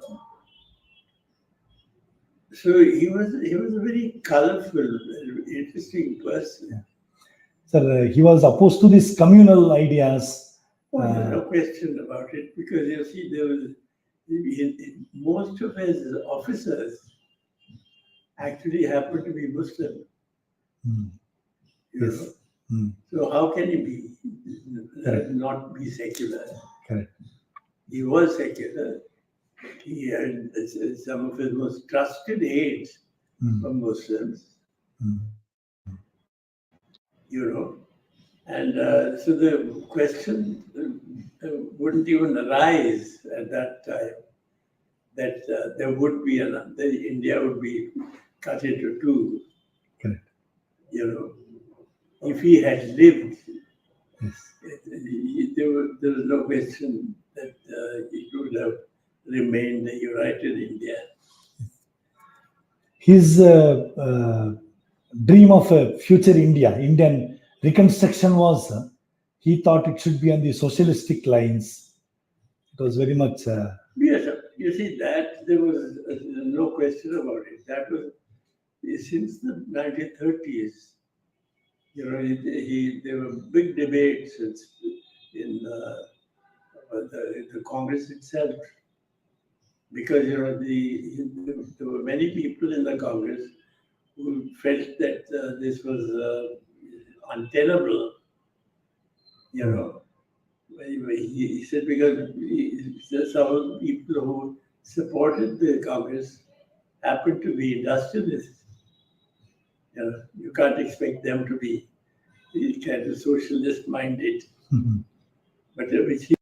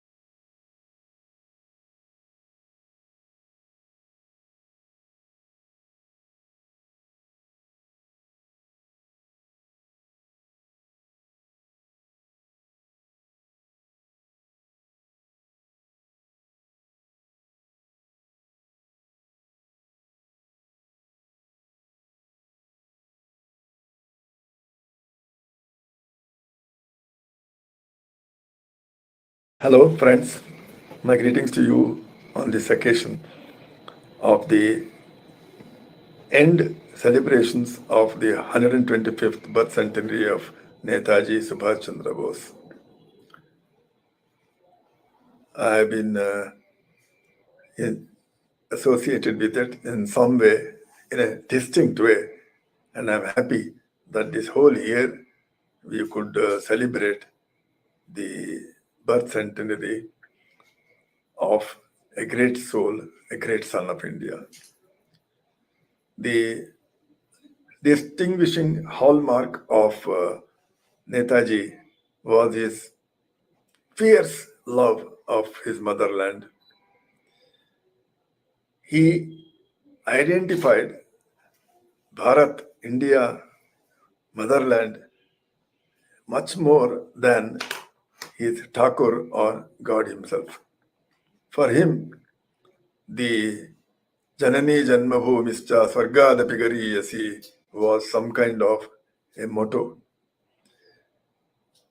He was the one who took up arms against the British because he thought the British were not amenable to reasonable solution of colonization of the country. After having seen the repressive law that was brought forth by the British in order to suppress the nascent movement for freedom of the country, he decided that out of the Sama, Dana, Veda and Danda Upaya, the Danda was the only thing that could work with the British. So he decided on the philosophy that if he could find an enemy of the British and befriend that enemy, then the normal saying is that your enemy's enemy is my friend. So he assumed that since Britain was at loggerheads with Germany, and therefore Germany was Britain's enemy, he could make friendship with Germany and sustain some help in the project that he had. His project was to liberate the country.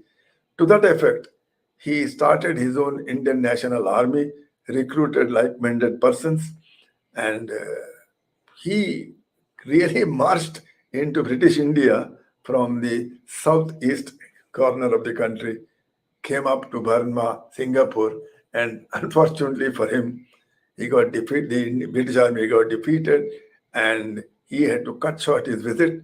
And had he continued in India, probably he would have been arrested and tried along with the others. But he managed on several occasions to go away to Germany. In fact, he had an audience with Hitler in those days, although it was not much appreciated. The spirit in which he did it was interesting. I remember having been told that he told Adolf Hitler that he should help the Indian National Army to overcome the British and kick them out of India and liberate the country. But having done that, he should quietly get out of the country, otherwise he would be an enemy of the Indians also. That was the spirit in which he tried to save the honor of the country. He tried to educate the youngsters towards this. To my mind, two Bengalis did great service to the country. The first one was Swami Vivekananda. The next is Netaji Subhash Chandra Bose. It is by remembering the great work that is done by these great sons of our country that we can also take courage that in some manner, to some extent, we can also carry out the spirit that was displayed by these great souls and try to regenerate that kind of thinking amongst the youth in this country who will be able to maintain the glory of the country and make sure that India receives amongst the world fraternity the deserved class and the deserved status. Thank you very much. I congratulate you all on attending this function. May you sustain the spirit with which you are working, and God bless you all.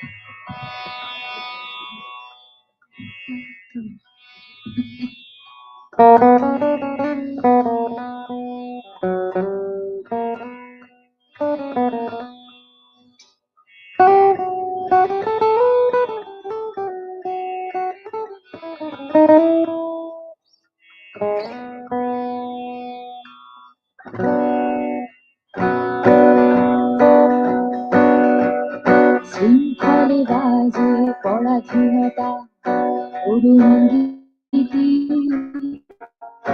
অত্যাচারের বুক লেখি আলিপি অগ্নি যুগের অগণিত সেই রক্ত ভরে ফাঁসির দড়ি দোল দিয়ে যায় হৃদয় জুড়ে অগ্নি যুগের অগণিত সেই রক্ত ভরে ফাঁসির দড়ি দোল দিয়ে যায় হৃদয় জুড়ে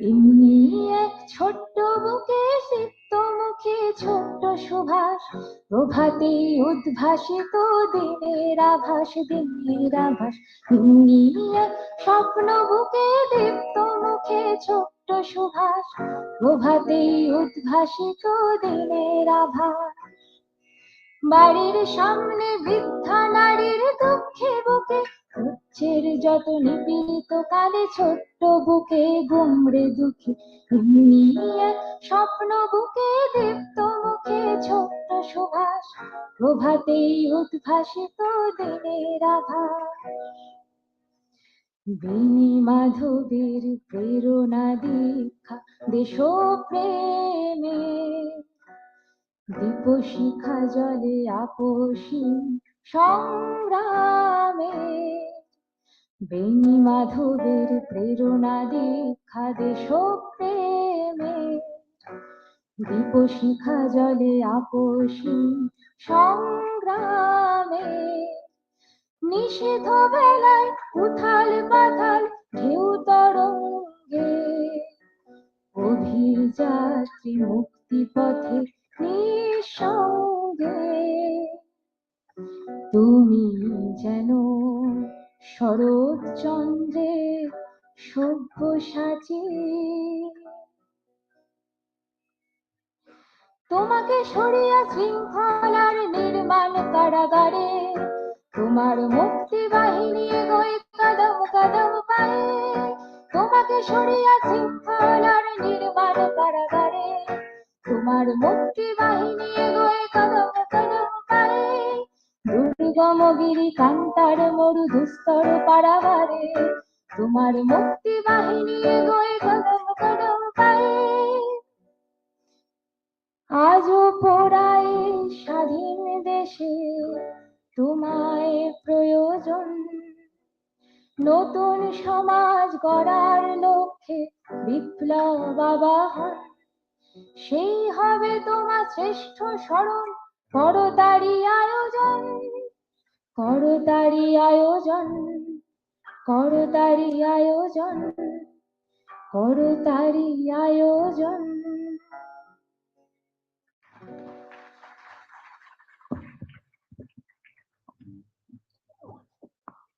Now, we have a message. We have a message from Professor Irfan Habib, who you know very well. He was a former professor of history at Aligarh Muslim University. He is known for Marxist historiography of ancient and medieval India and for his strong opinions against Hindutva as well as against Islamic fundamentalism. He was a chairman of the Center for Advanced Studies at Aligarh Muslim University and the chairman of the Indian Council for Historical Research. He was a general editor of a well-known 36-volume series, A People's History of India. A message from Professor Irfan Habib. It will be read by Mr. Sudipto Dasgupta, Vice President of All India Celebration Committee.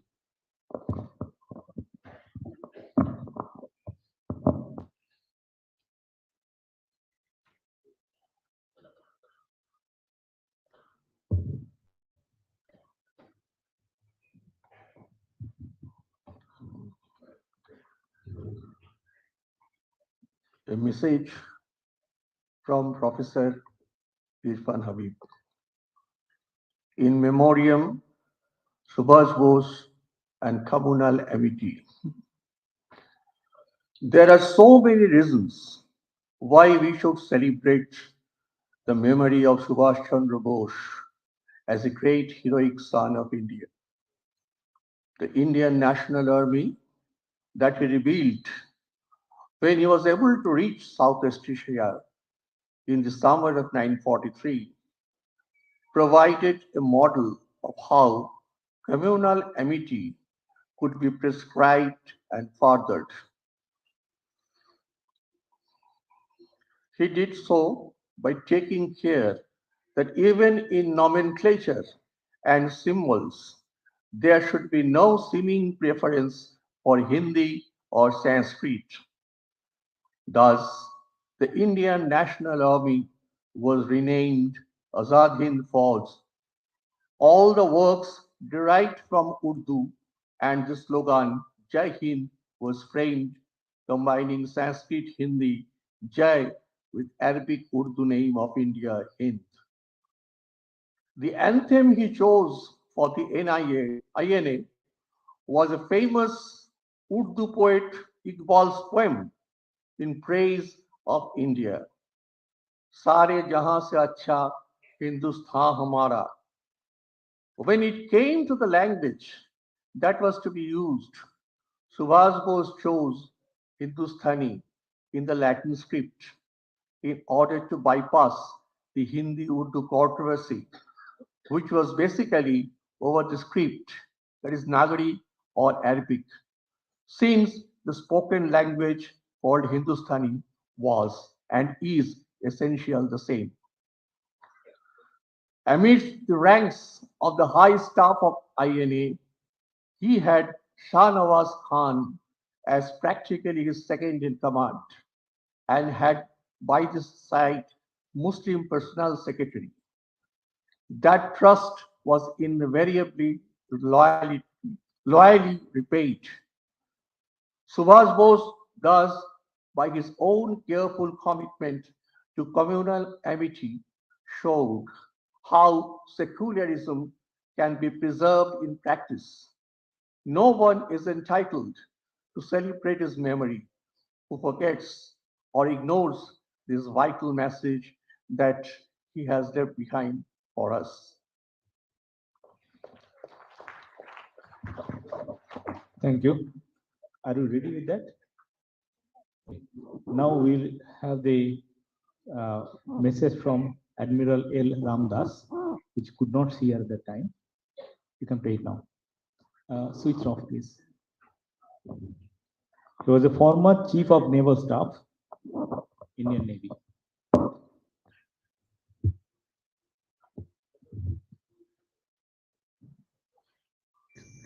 That the All India Committee of the Netaji Subhash Chandra Bose's 125th birth anniversary have been celebrating the memory of the legend of this great patriot and icon with such enthusiasm and diligence.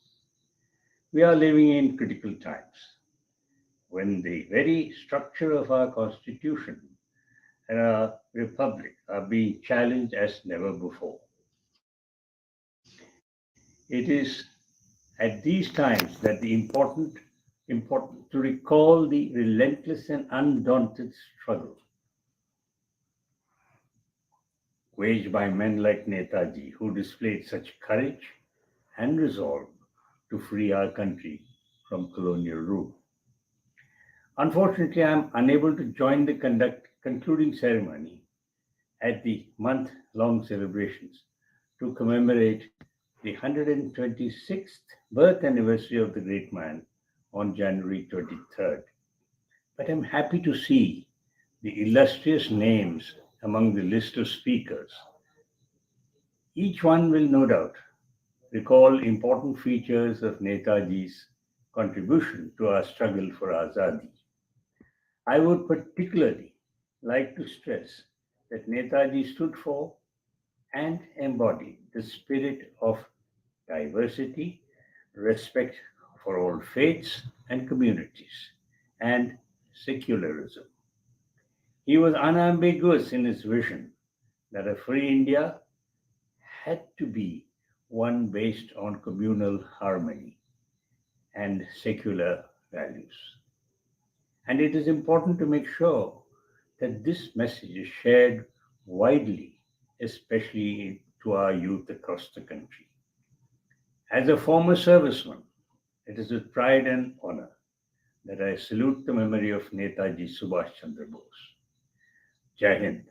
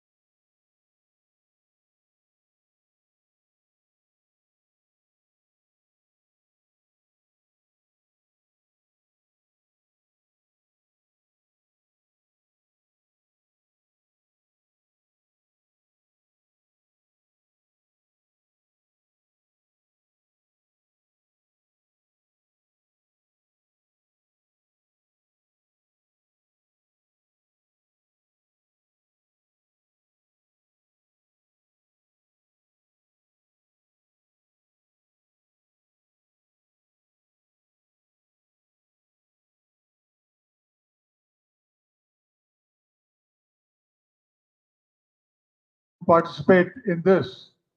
I willingly accepted because when I commanded a brigade in Manipur, it was at a place called the Palel Airfield, where the Nehru Brigade of the Indian National Army operated. And I had chance to traverse that very, very difficult and inhospitable terrain where the Indian National Army fought the war with the Japanese, and a section of the INA infiltrated into the Palel airfield and destroyed 8 British Japanese aircraft on the ground. Netaji could not compromise on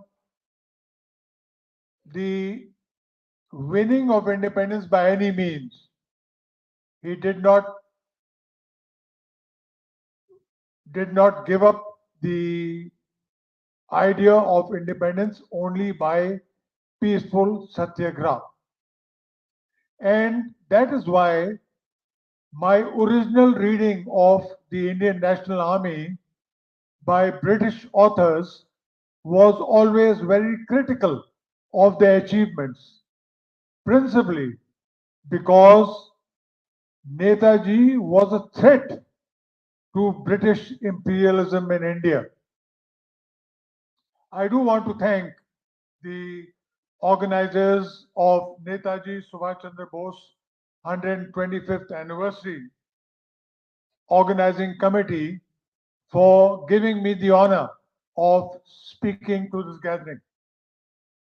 Now, we all know that Netaji spent 2 years in Germany from 1941 to 43. That is when he set up the Free India Center and formed the Free India Legion, comprising of 3,000 ex-servicemen who had been captured by the Germans in North Africa. So that was the birth of the movement launched by Netaji. Subsequently, Netaji realized that the Japanese would be more effective partners, and their response to him for the aspirations of free India. And that is why he moved to the northeast, that means to Singapore, and then came on to Burma, now Myanmar. He decided to organize the Azad Hind Fauj, basically from captured prisoners of war by the Japanese. These people were prepared to join Netaji in his thrust towards India. The British felt that this attempt by Netaji would compromise or would win away the loyalty of Indian servicemen serving in the British Army, of which a large number of my family members were a part. The INA was raised from servicemen as well as civilians. There were large number of civilians from Singapore and other territories who volunteered to serve in the Indian National Army. Now the Japanese offensive through Burma into Imphal or into Myanmar, the aim was to capture the principal airfields based at Imphal and Palel, now renamed Kakching. I have already mentioned the success of the Nehru Brigade in destroying the British aircraft on the ground in Palel. The British fought very hard to defend these two airfields and to defend Imphal from falling, because that would open the gateway to Dimapur and the complete capture of Assam and Northeast India. So they fought very, very hard to prevent this. They had superiority of air, superiority of armor, superiority of tank, of artillery, and that is why the Japanese offensive with the INA division in support could not succeed, and that is why these had to be withdrawn back through Burma and on to Singapore. After the defeat at Imphal, Japanese General Kawabe told Netaji that he had been ordered to withdraw his forces. Netaji resolved that the remnants of the INA would continue fighting valiantly. They did, but unfortunately, they were no match for the superior British forces. Netaji observed a strict divide between religion and politics. That was very apparent in the way he organized and carried out operations of the Indian National Army. There were elements of all religious groups in the Indian National Army.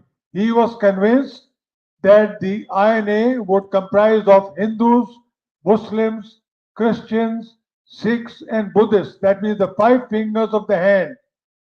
And he realized if these could be made into one fist, the fist could deliver a very powerful message.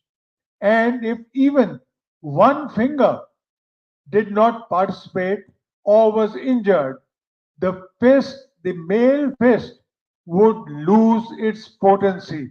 This was the way Netaji thought about participation of all religious groups in the Indian National Army and into Free India.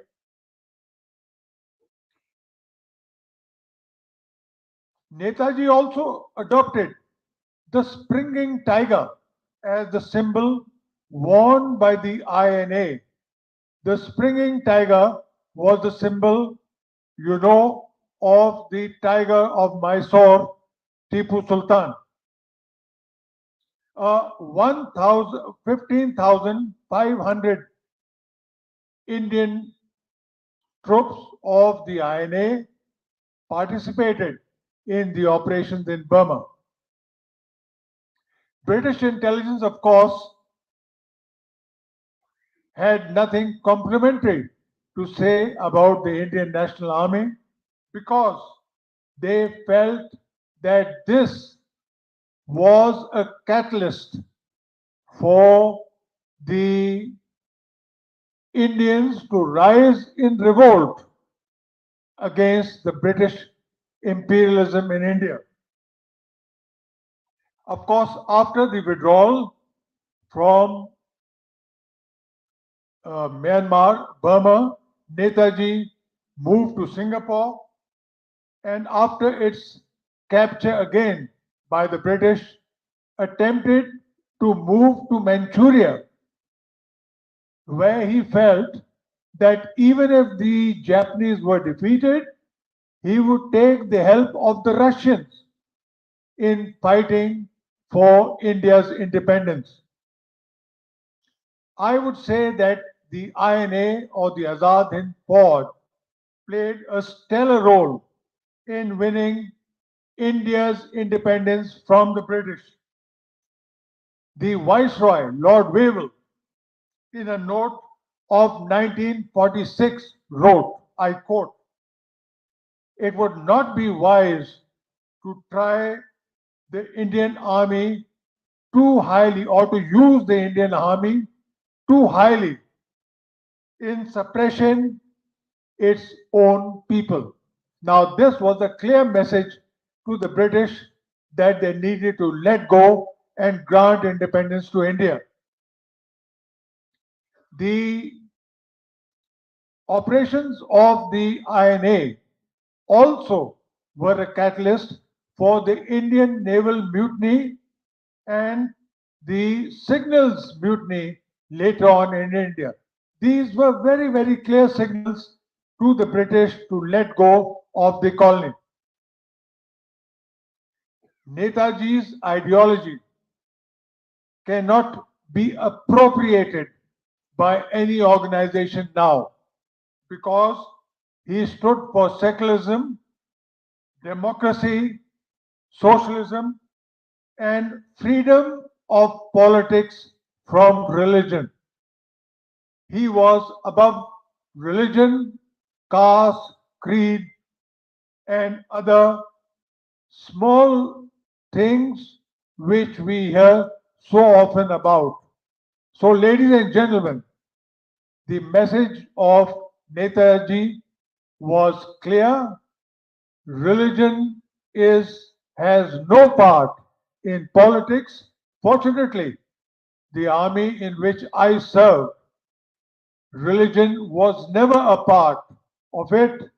Our religion was the uniform we wore, and that was clear to everybody. Thank you very much. Jai Hind.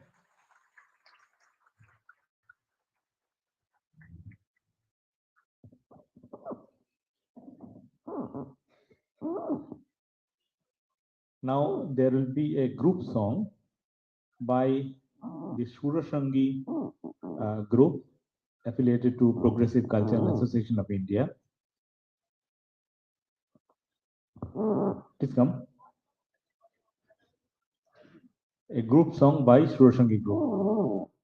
While they prepare, let me inform you that a large number of people are gathered outside who could not enter the hall. They are watching the program through a television screen, and so those who are present here, if you have any chance of any, I mean, if you are feeling comfortable, you might possibly give them some place here by going out and asking somebody to come in. But many people are now outside watching it through a large screen television. Now the group song.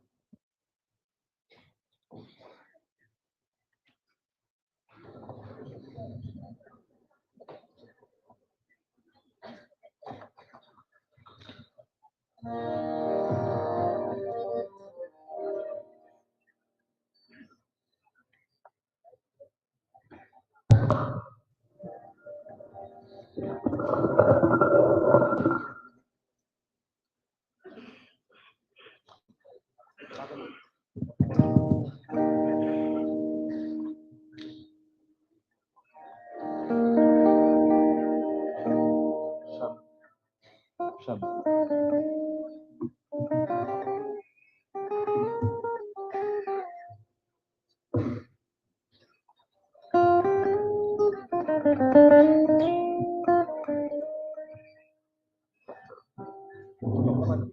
No.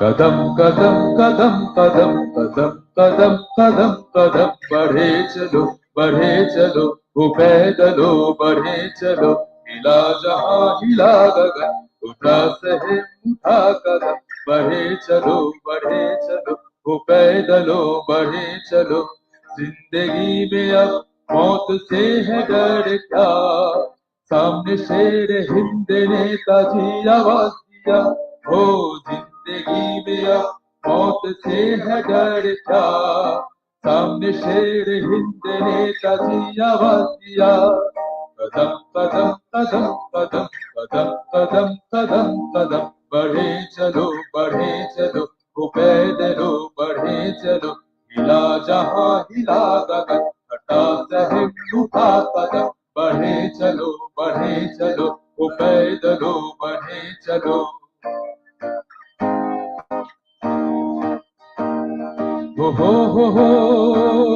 हो पैदलो चलो चलो दिल्ली चलो उस दिल्ली की दौलतों की परतों में है बेईमानी बेकारों की लाचारों की छुपी है परेशानी उस दिल्ली की दौलतों की परतों में है बेईमानी बेकारों की लाचारों की छुपी है परेशानी मतों वाली दिल्ली शाही को पैर उठाओ बेइंसाफी को रोकने अपना सर उठाओ वही यमन वही ताकत वही हिम्मत वही बढ़े चलो वो पैदलो बढ़े चलो जिंदगी में अब मौत से है डर क्या सामने शेर हिंद नेताजी आवाज दिया हो जिंदगी में अब मौत से है डर क्या सामने शेर हिंद नेताजी आवाज दिया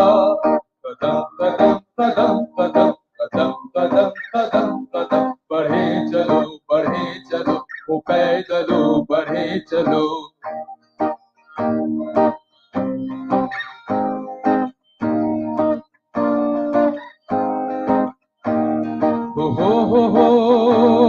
हो पैदलो जमाने को बदल डालो गुलामी के जमाने के चारों ओर है हाहाकार उठा नंगा उठा सहारा है बेकरार गुलामी के जमाने के चारों ओर है हाहाकार उठा नंगा उठा सहारा है बेकरार गुलामी के जमाने को दूर हटाओ बेजारों से जालिम के तख्त तोड़ हटाओ शोषण खत्म आजाद वतन तेरी कसम मेरी कसम बढ़े चलो बढ़े चलो ओ पैदलो बढ़े चलो जिंदगी में अब मौत से है डर क्या सामने शेर ही तेरे का जिया दिया ओ जिंदगी में अब मौत से है डर क्या सामने शेर ही तेरे का जिया दिया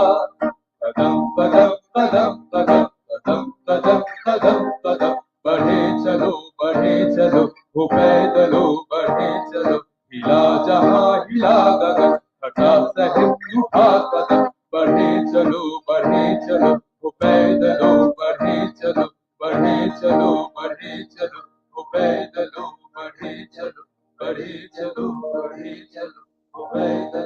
बढ़े चलो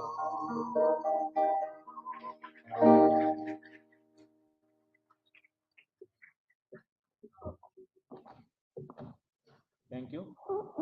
You may have noticed the songs that have been presented here so far.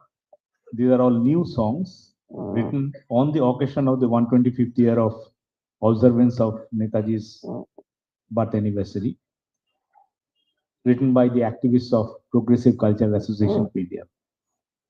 Now I request Barrister Bimal Chatterjee to say a few words.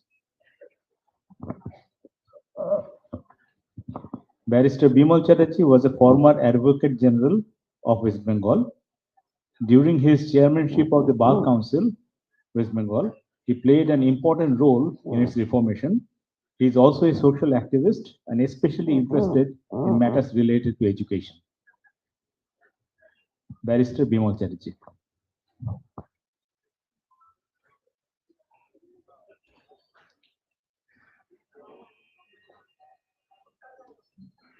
Mr. President Shah, I have an apology because I wish to speak in Bengali. So those who are not that conversant with Bengali, I have an apology towards them. Please do forgive me.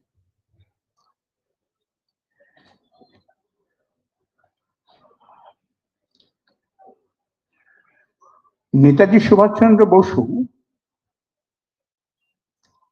Indian national কংগ্রেসের তখনকার দিনে যারা নেতৃত্বে ছিলেন তাদের কাছে একজন অস্থির চিত্তের মানুষ বলে পরিচিত ছিলেন। তিনি ছিলেন অস্থির। তার কারণ হচ্ছে যে নেতাজি মনে করতেন যে ব্রিটিশ ভারত মাটিতে এক মুহূর্তেও থাকবার উচিত নেই, তাকে পারি তো আমি কালকেই তাড়াব। এই মানসিকতায় ছিল নেতাজি সুভাষচন্দ্র বসু। আমি দু চারটে উদ্ধৃতি করব এবং সেটা ইংরেজিতেই উদ্ধৃতি করব, সেখান থেকে সেগুলো ধরা পড়বে। বিশেষ করে নেতাজি সুভাষচন্দ্র বসুর জন্ম 1897 সালে, আর তার অন্তর্ধান যদি মৃত্যু না বলি হচ্ছে গিয়ে 1945 সালে। তাহলে মোট তার জীবদ্দশা হচ্ছে 48 বছরের। 1897 সাল থেকে শুরু করে 1921 সাল পর্যন্ত তিনি নিজেকে শিক্ষা দীক্ষায় তৈরি করেছেন।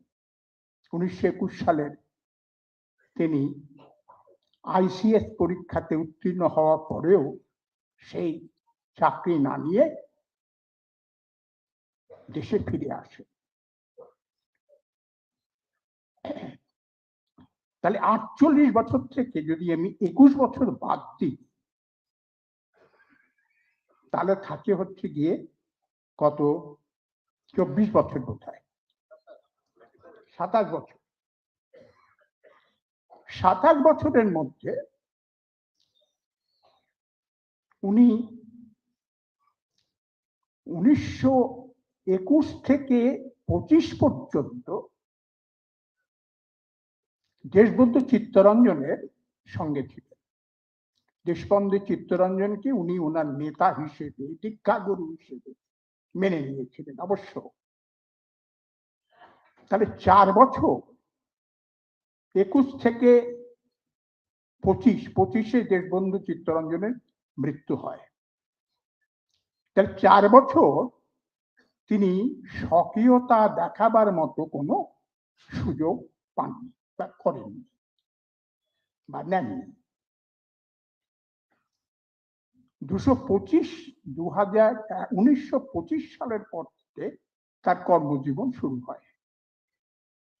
আমি কর্মজীবন বলতে আমি বলবো রাজনৈতিক কর্মজীবন, ওই উদ্দেশ্যে যে আমি ব্রিটিশদের ভারতবর্ষে এক মুহূর্ত থাকতে দেব না। তার মধ্যে 7 বছর বিভিন্ন ভাবে বিভিন্ন সময়েতে, কখনো 2 মাস, কখনো 3 মাস, এইভাবে কোন সময় বছর খানে, এই করে 11 বার উনি জেলের ভেতরে ছিলেন। যে সময় তিনি 2টো বই লেখেন, একটি হচ্ছে ইন্ডিয়ান স্ট্রাগল আর একটা হচ্ছে ইন্ডিয়ান পিলগ্রিম। বই দুটো অত্যন্ত মূল্যবান বই, আমরা অনেকেই হয়তো সেই বই পড়িনি। তাহলে 7 বছরও বাদ চলে গেল সক্রিয় রাজনৈতিক কর্মজীবন থেকে। তারপরে 1933 থেকে 1937 পর্যন্ত তিনি 4 বছর, প্রায় 4 বছর ইউরোপে ছিলেন। ব্রিটিশ সরকার তার স্বার্থ উদ্ধার করার জন্য তথাকথিতভাবে তাকে বিদেশে পাঠিয়ে দেয়। তারপরে 1938 সালে উনি হন ইন্ডিয়ান ন্যাশনাল কংগ্রেসের প্রেসিডেন্ট। 39 সালে তিনি আবার নির্বাচিত হন, কিন্তু তারপরে অনেক গন্ডগোল হলো, সে কথার মধ্যে আমি জানি। আপনারা যদি বিচার করে দেখেন তাহলে দেখবেন মোটামুটি 19 বছর তার জীবনে সক্রিয়ভাবে রাজনীতি তিনি করতে পেরেছেন ভারতবর্ষের মধ্যে।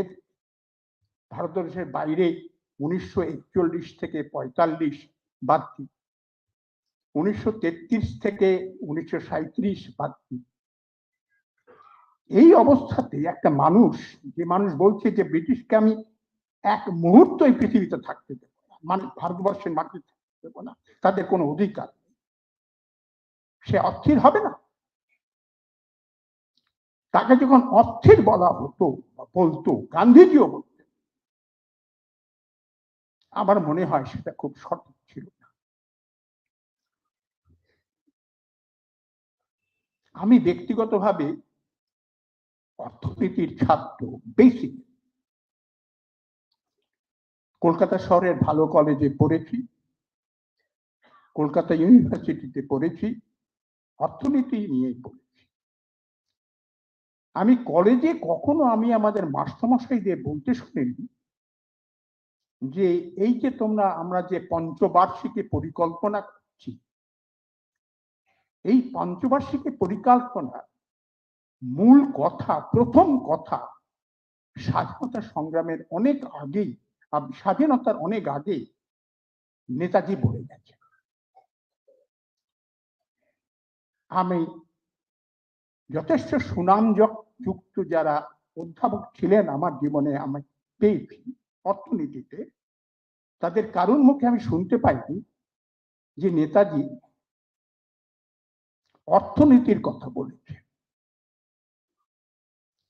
না শুনেছি কলেজে, না শুনেছি বিশ্ববিদ্যালয়ে। অথচ আমরা যথেষ্ট সুনামধারী শিক্ষকগণের কাছে শিক্ষা লাভ করেছি অর্থনীতি। কিন্তু আপনাদের কাছে আমি হলফ করে বলতে পারি, আমার যতটুকু লেখাপড়া জানে, যারা এখানে ইতিহাসবিদ আছে তারা হয়তো আরো ভালো জানবেন, 1938 সালের ফেব্রুয়ারি মাসে 9ই ফেব্রুয়ারি যখন ওনার ইনস্টলেশন হলো, যে প্রেসিডেন্ট হলেন ইন্ডিয়ান ন্যাশনাল কংগ্রেসের, প্রথম বক্তৃতায় তিনি বিধৃত করলেন।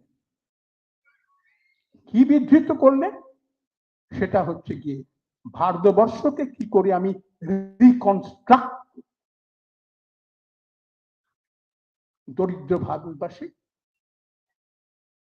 হতভাগ্যবাদ ভারতবাসী দেশ, তাকে আমি কি করে রিকনস্ট্রাক্ট করব। এই রিকনস্ট্রাকশনের আইডিয়া ইন্ডিয়ান ন্যাশনাল কংগ্রেসের কোন নেতার মধ্যে, তাদের একমাত্র লক্ষ্য ছিল স্বাধীন করব, স্বাধীন করব, স্বাধীন করব, স্বাধীনতা সংগ্রাম করব, ব্রিটিশদের তাড়াবো। কিন্তু ব্রিটিশদের তাড়ানোর পরে ভারতবর্ষকে নিজের মতো কি করে আমরা গঠন করব, ভারতবর্ষকে অর্থনৈতিক স্বাধীনতা দেব, এ কথা কোন সময় ইন্ডিয়ান ন্যাশনাল কংগ্রেসের কোন প্রেসিডেন্ট সোচ্চার নয়। মহাত্মা গান্ধী, যিনি একচ্ছত্র আধিপত্য করতেন ইন্ডিয়ান ন্যাশনাল কংগ্রেসের উপরে, তিনি শুধু বলতেন cottage industry, small scale industry, আমি তাতেই বিশ্বাসী, ভারতবর্ষের অন্তরাত্মা তার মধ্যেই লুকিয়ে আছে। এই হচ্ছে গিয়ে ছিল মহাত্মা গান্ধীর অর্থনৈতিক চিন্তাধারা। মূলত 1938 সালে প্রথম যখন তিনি সভাপতির ভাষণ দিলেন নেতাজি সুভাষচন্দ্র বসু, তিনি বললেন আমাদের পুনর্গঠন করতে হবে, পুনর্গঠন করতে গেলে পরে কি কি করতে হবে সে কথাও, তার দূরদর্শিতার কথা আমাদের ভাবতে হবে। যে কথা ইন্ডিয়ান ন্যাশনাল কংগ্রেসের কোন নেতা কোনদিন, এমনকি পণ্ডিত জওহরলাল নেহরু পর্যন্ত কোনদিন সেভাবে বলেন। আমি কাউকে দোষারোপ করছি না, আমি একজনের দূরদর্শিতার কথা ভাবছি। পণ্ডিত জওহরলাল নেহরু, ইন্দিরা গান্ধী, বল্লভভাই প্যাটেল, রাজেন্দ্র প্রসাদ, আরো কতজন ছিলেন সেখানে, কিন্তু কখনো তারা ভারতবর্ষ কি করে রিকনস্ট্রাক্ট করা যাবে সে কথা ভাবেননি, সে কথার কোনো দিকদর্শন আমাদের সামনে পৌঁছে দেয়নি। তখন একমাত্র নেতাজি সুভাষচন্দ্র বসু ছাড়া। আমি সেই যে কি কি কথা বলেছিলেন, কিভাবে তিনি রিকনস্ট্রাক্ট করতে চান, সে কথাগুলো আপনাদের কাছে সংক্ষেপে তুলে ধরবার চেষ্টা করব। তিনি প্রথমে বললেন যে আমাদের দেশকে ইউনাইটেড করতে হবে। একেবারে প্রথম কথা হচ্ছে গিয়ে এই যে বিভিন্নতা আছে, রাজ্যে রাজ্যে বিভিন্নতা, মানুষে মানুষে বিভিন্নতা, ধর্মে ধর্মে বিভিন্নতা, এ থাকলে চলবে না, রিকনস্ট্রাকশন হবে না। আমাদের ইউনাইটেড হতে হবে, আমাদের ইউনিটির দরকার আছে। তিনি বললেন ধর্মেতে কোনো বিবাদ চলবে না। আমার পূর্ববর্তী বক্তা সুন্দর করে বললেন একটা কথা, যে রাজনীতি আর ধর্ম আলাদা, পলিটিক্স এন্ড রিলিজিয়ন এর মধ্যে কোনো সমঝোতা নেই, সম্পূর্ণ মিসম্যাচ। এই কথা নেতাজি প্রথমে বললেন। উনি বললেন আমাদের সংখ্যালঘু মানুষদের কথা ভাবতে হবে। সংখ্যা গুরু মানুষ যায়, তারা কেবলমাত্র সংখ্যালঘুদের এক্সপ্লয়েট করে যায় বা এক্সপ্লয়েট করবার ধান্দা করে। তিনি বললেন কখনো সম্ভব নয়। এইভাবে আস্তে আস্তে 4-5টা কথা বললেন, যে কথাবার্তা তিনি আরো বললেন ফান্ডামেন্টাল রাইটসের কথা। ভারতবর্ষের মানুষের মৌলিক অধিকার থাকতে হবে, যে মৌলিক অধিকারের কথা আজকে সংবিধান অনুসারে আমরা বলি, তৃতীয় পরিচ্ছেদে লেখা আছে 14, 15, 16, 17 আর্টিকেলে। এই যে মৌলিক স্বাধীনতার কথা, এই মৌলিক স্বাধীনতা করার কথা রিকনস্ট্রাকশনের মধ্যেই, যে ভারতবর্ষকে এছাড়া রিকনস্ট্রাক্ট করা যাবে না। আপনাদের অনেকের হয়তো মনে থাকবে রবীন্দ্রনাথের সঙ্গে গান্ধীজির একটা পার্থক্য ছিল, নীতিগত পার্থক্য। গান্ধীজি বলেছিলেন যে আমরা ধীর গতিতে আমরা যাব, স্বাধীনতা অর্জন করব। রবীন্দ্রনাথ বলেছিলেন স্বাধীনতা তো মশাই আপনি অর্জন করবেন, কিন্তু গরিবের মুখে খাবার তুলে দেবেন কি? স্বাধীনতা অর্জনে কি শেষ কথা? এই হচ্ছে যে রবীন্দ্রনাথ ঠাকুরের তিনটা শক্তি, আর এদিকে মহাত্মা গান্ধীর তিনটা শক্তি। সেই রবীন্দ্রনাথ ঠাকুরের চিন্তা শক্তির আমি বিকিরণ দেখতে পাচ্ছি নেতাজি সুভাষচন্দ্র বসুর মধ্যে। তিনি বলছেন স্বাধীনতাই প্রথম কথা নয়, স্বাধীনতা নিশ্চয়ই অবশ্যই আমাদের দরকার এবং আমরা অর্জন করব, ব্রিটিশকে আমরা মুহূর্ত খানেক এখানে থাকতে দেব না। কিন্তু তার মানে এই নয় যে আমরা এখন থেকে ভারতবর্ষকে রিকনস্ট্রাক্ট করার জন্য যে সমস্ত কাজ করা দরকার সেগুলো আমরা করব। উনি ল্যান্ড রিফর্মস এর কথা বললেন, জমিদারের প্রথা তুলে দিতে হবে এই কথা বললেন। উনি বললেন আমাদের পরিকল্পনা কমিশন তৈরি করতে হবে, প্ল্যানিং কমিশন তৈরি করতে হবে। তিনি একটা প্ল্যানিং কমিটি তৈরি করলেন। কমিটি তৈরি করলে ওর যে বন্ধু জওহরলাল নেহরুকে তার শীর্ষে বসিয়ে দিলেন। কাজ হলো কি কাজ হলো না সেটা খবর।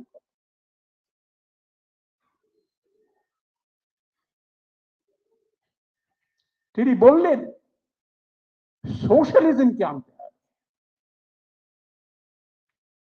প্রোডাকশনে সোশ্যালিজম আনতে হবে, ডিস্ট্রিবিউশনে সোশ্যালিজম।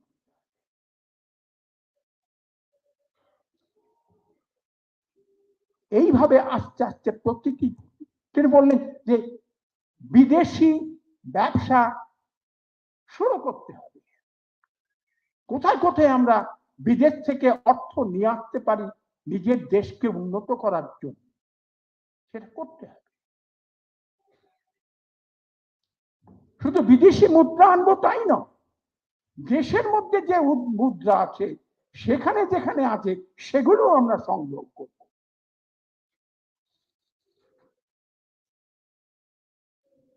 ইন্ডাস্ট্রিয়ালাইজেশনের প্রয়োজন আছে, যেখানে তার মতের সঙ্গে মহাত্মা গান্ধীর মতের বিরোধ।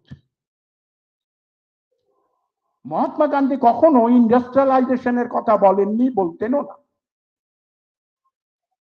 তিনি চরখার কথা বলতেন, সুতো কাটার কথা বলতেন।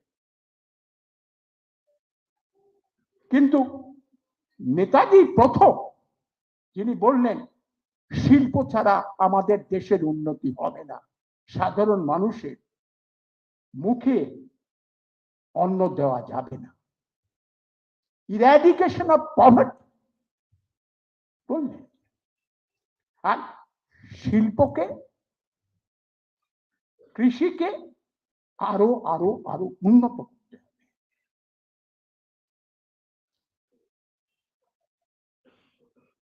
সেই উন্নতি করার ক্ষেত্রে যা যা প্রয়োজন তার বিশদ ভাবে তিনি তার ওই 9 ফেব্রুয়ারি 1938 সালে প্রথম সভাপতির ভাষণে বিধৃত করলেন। এমনকি কখনো কখনো উনি নেহরুকে পর্যন্ত গালমন্দ দিয়েছেন। নেহরুকে বলেছে যে মাঝে মাঝে তোমাকে মনে হয় যে তুমি তোমার মন স্থির করতে পারো না, তাতে আমাদের একটা ধারণা হয় যে তুমি অত্যন্ত অনিশ্চিত মানুষ। 27 পাতার চিঠি লিখেছিলেন নেহরুকে অভিযোগ করে।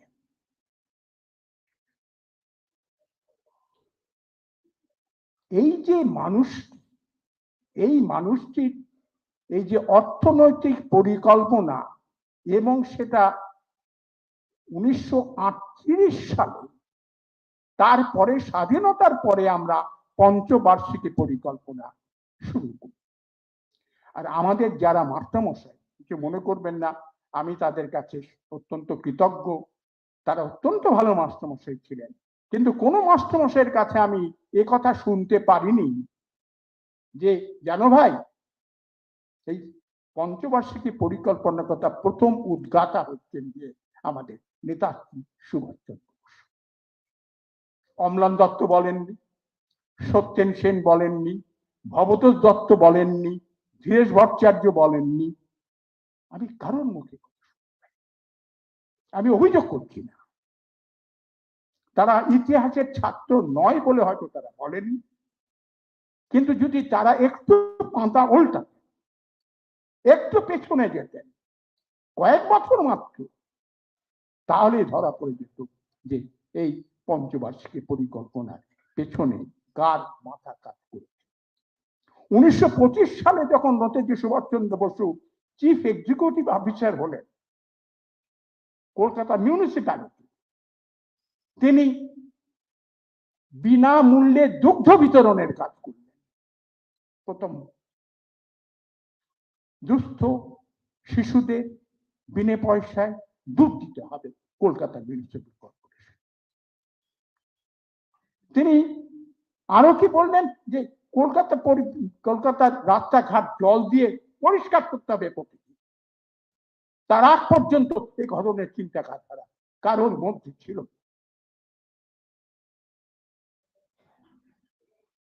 কি সামান্য,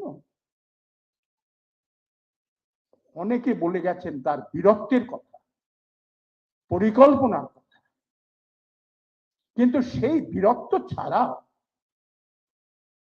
তার যে এই ভারতবর্ষ পুনর্গঠন করবার যে একটা পরিকল্পনা, এই পরিকল্পনাটা আমরা কারোর কাছ থেকে শুনতে পাইনি। তাই নেতাজি সুভাষচন্দ্র বসুকে জানতে গেলে পরে আমাদের আরো বেশি করে আরো পড়তে হবে, আরো জানতে হবে। আমি দু চারটে কথা বলে আমি আমার বক্তব্য শেষ করব, কারণ আমার যে আর কি ডক্টর সামন্ত বলেছেন, মশাই দেখুন 15 মিনিটের বেশি বলবেন।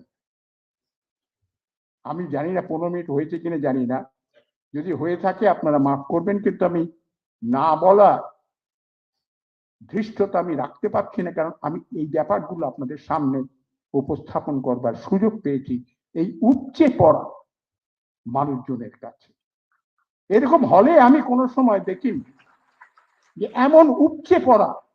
এবং এইমাত্র আমাদের সভাপতি বললেন যে শুধুমাত্র যেই হলের মধ্যে মানুষ নয়, হলের বাইরে পর্যন্ত মানুষ উদ্গ্রীব হয়ে শোনবার জন্য দাঁড়িয়ে যাচ্ছে। এই সুযোগ আমি ছাড়বো কখনোই। শেষ কথা বলবার আগে আমি বলছি দু একটা কোটেশন আপনাদের আমি শোনাই যে কেন আমি নেতাজি ভক্ত।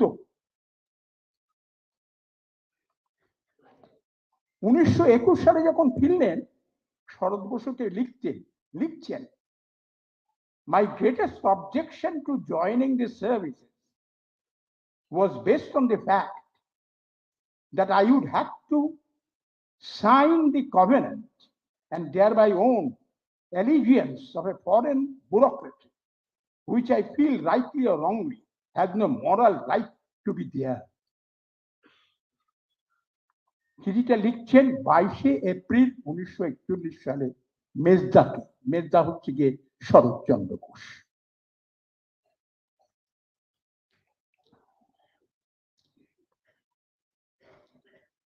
প্রেমিক নেতাজির কথা বলি, উনি প্রেম করেছিলেন, ভীষণ ভাবে প্রেম করেছিলেন।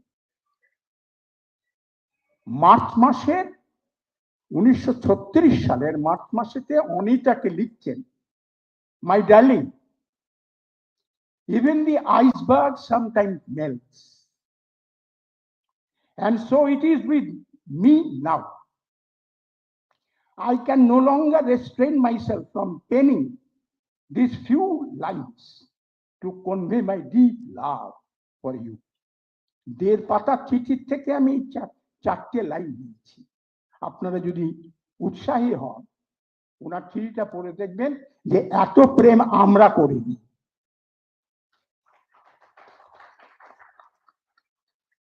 কতদিন ছিলেন অনিতার সঙ্গে সুভাষচন্দ্রের, কতটুকু সম্পর্ক ছিল, কত দিনের সম্পর্ক?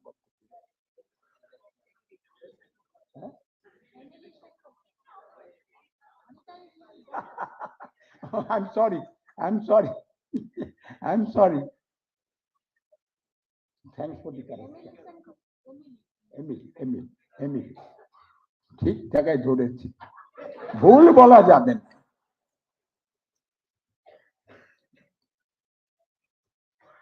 নেহরুকে লিখছেন 27 পাতার চিঠি, তার মধ্যে 4টে লাইন আপনাদের পড়ে শোনাচ্ছি। When a crisis comes, you often do not succeed in making up your mind one way or the other, with the result that to the public you appear as if you are riding 2 horses. এই অভিযোগ করেছিলেন 27 পাতার চিঠির থেকে। আমি শুধু 4টে line আপনাদের শুনে। আর যারা এখানে যারা ইতিহাসবিদ আছেন তাদের কাছে আমার একটা ছোট্ট অনুরোধ। আমার কাছে খবর আছে, আমার লেখাপড়ার মধ্যে পড়ে যে 1956 সালে জাস্টিস পিবি চক্রবর্তী, ফণী ভূষণ চক্রবর্তী কলকাতার হাইকোর্টের চিফ জাস্টিস ছিলেন। পরবর্তীকালে কিছু সময়ের জন্য উনি রাজ্যপাল হয়েছিলেন। উনি অধ্যাপক ছিলেন জজ হবার আগে। ফণীভূষণ চক্রবর্তীকে অ্যাটলি দিচ্ছেন to remind the persons who are conversant with the Biratto of Netaji Subhash Chandra Bose. Netaji, within quotation I am reading out, Netaji, not Gandhi, got India freedom. We granted India freedom, fearing the erosion of loyalty to British Crown among Indian Army and Navy personnel as a result of military activities of Subhash Chandra Bose. দেখুন কি লিখছে, একলি লিখছে, Netaji, not Gandhi, got India freedom. আমি গান্ধীজিকে ছোট করছি না, কিন্তু একটা মানুষ কত বড় হতে পারে তার সংক্ষিপ্ত 48 বছরের জীবনেতে। আর 48 বছরের জীবনেতে আমাদের প্রেসিডেন্ট সাহেব বলেছে যে সবকিছু বাদ দিলে পরে 27 বছর দাঁড়ায়। এই সবকিছুর মধ্যে 27 বছরও দাঁড়ায় না, ওই ভাগটাক দিয়ে আমি লক্ষ্য করে দেখেছি 19 বছর দাঁড়ায়। এই 19 বছরের মধ্যে এই ভদ্রলোক, যে ভদ্রলোকের কথা আজকে আমরা স্মরণ করছি 126তম জন্মতিথিতে, সেই ভদ্রলোকের ক্রিয়া করে তাকে আমরা নমস্কার করব না? তাকে আমরা বছরের পর বছর স্মরণ করব না? তার উদাহরণ আমাদের সামনে আমরা রাখবো না? এই হচ্ছে নেতাজি সুভাষচন্দ্র বসু। তাকে আমি প্রণাম জানাই এবং আমি বলবো আমাদের যে পরের প্রজন্ম, তাদের কাছে যারা ইতিহাসবিদ, তারা যেন আরো ভালো করে অত্যন্ত ফেয়ারলি, আমি বলছি ফেয়ারলি, কিছু কিছু জায়গাতে কেউ নেতাজি সুভাষচন্দ্রকে বড় করবার চেষ্টা করেছে, আবার কেউ নেতাজিকে ছোট করবার চেষ্টা করেছে। সেটা না করে প্রকৃত মূল্যায়ন করবার প্রয়োজন আজকে আছে এবং পরের প্রজন্ম সেটা করুক, এই আমার প্রত্যাশা রইল আপনাদের সকলের কাছে। ধন্যবাদ। Thank you very much. Thank you very much, Barrister Bimal Chatterjee. Now I request Professor Ram Puniyani to say a few words. You probably have heard him speaking on various occasions, as he is a very prominent opponent of the Hindu fundamentalism. He is the president of the Center for Study of Science and Secularism. He was actually trained as a doctor, and he served both as a doctor and then a professor in the Department of Biomedical Engineering at IIT Mumbai for 27 years. And since then, he has been very active in promotion of secularism and in opposing fundamentalism. Professor Ram Puniyani. Thank you very much. अध्यक्ष महोदय, मंच पर बैठे dignitaries और प्रिय मित्रों, पहले तो मैं पूछ लूं, मैं हिंदी हिंदुस्तानी में बोलूंगा, चलेगा? Thank you very much. अभी हम बात कर रहे थे, नेताजी भी चाहते थे कि देश के लिए एक ऐसी भाषा हो जो मिली जुली हो और ज़्यादा लोगों तक पहुंच सके। खैर, मेरी सीमितता है, बंगाली थोड़ी सी समझती है, अंग्रेजी समझती है, हिंदी भी समझती है, तो इसलिए मैं हिंदी में ही बात करूंगा। और पहले तो बहुत धन्यवाद आपका।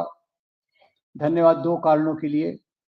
एक तो आपने ये कार्यक्रम का आयोजन किया जो बहुत ज़रूरी था, और दूसरा इसके लिए कि मुझे इस योग्य समझा कि मैं भी आकर यहाँ अपनी भावनाओं को व्यक्त कर सकूं। ये दोनों चीज़ों के लिए आपका बहुत बहुत धन्यवाद।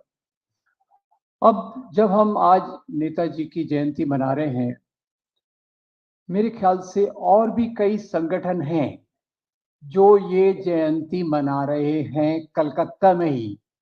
आशा है आप इशारा समझ गए होंगे। सवाल ये है कि नेताजी जयंती मनाने का मतलब क्या है। मतलब केवल उनके फोटो पर हार चढ़ाना नहीं है।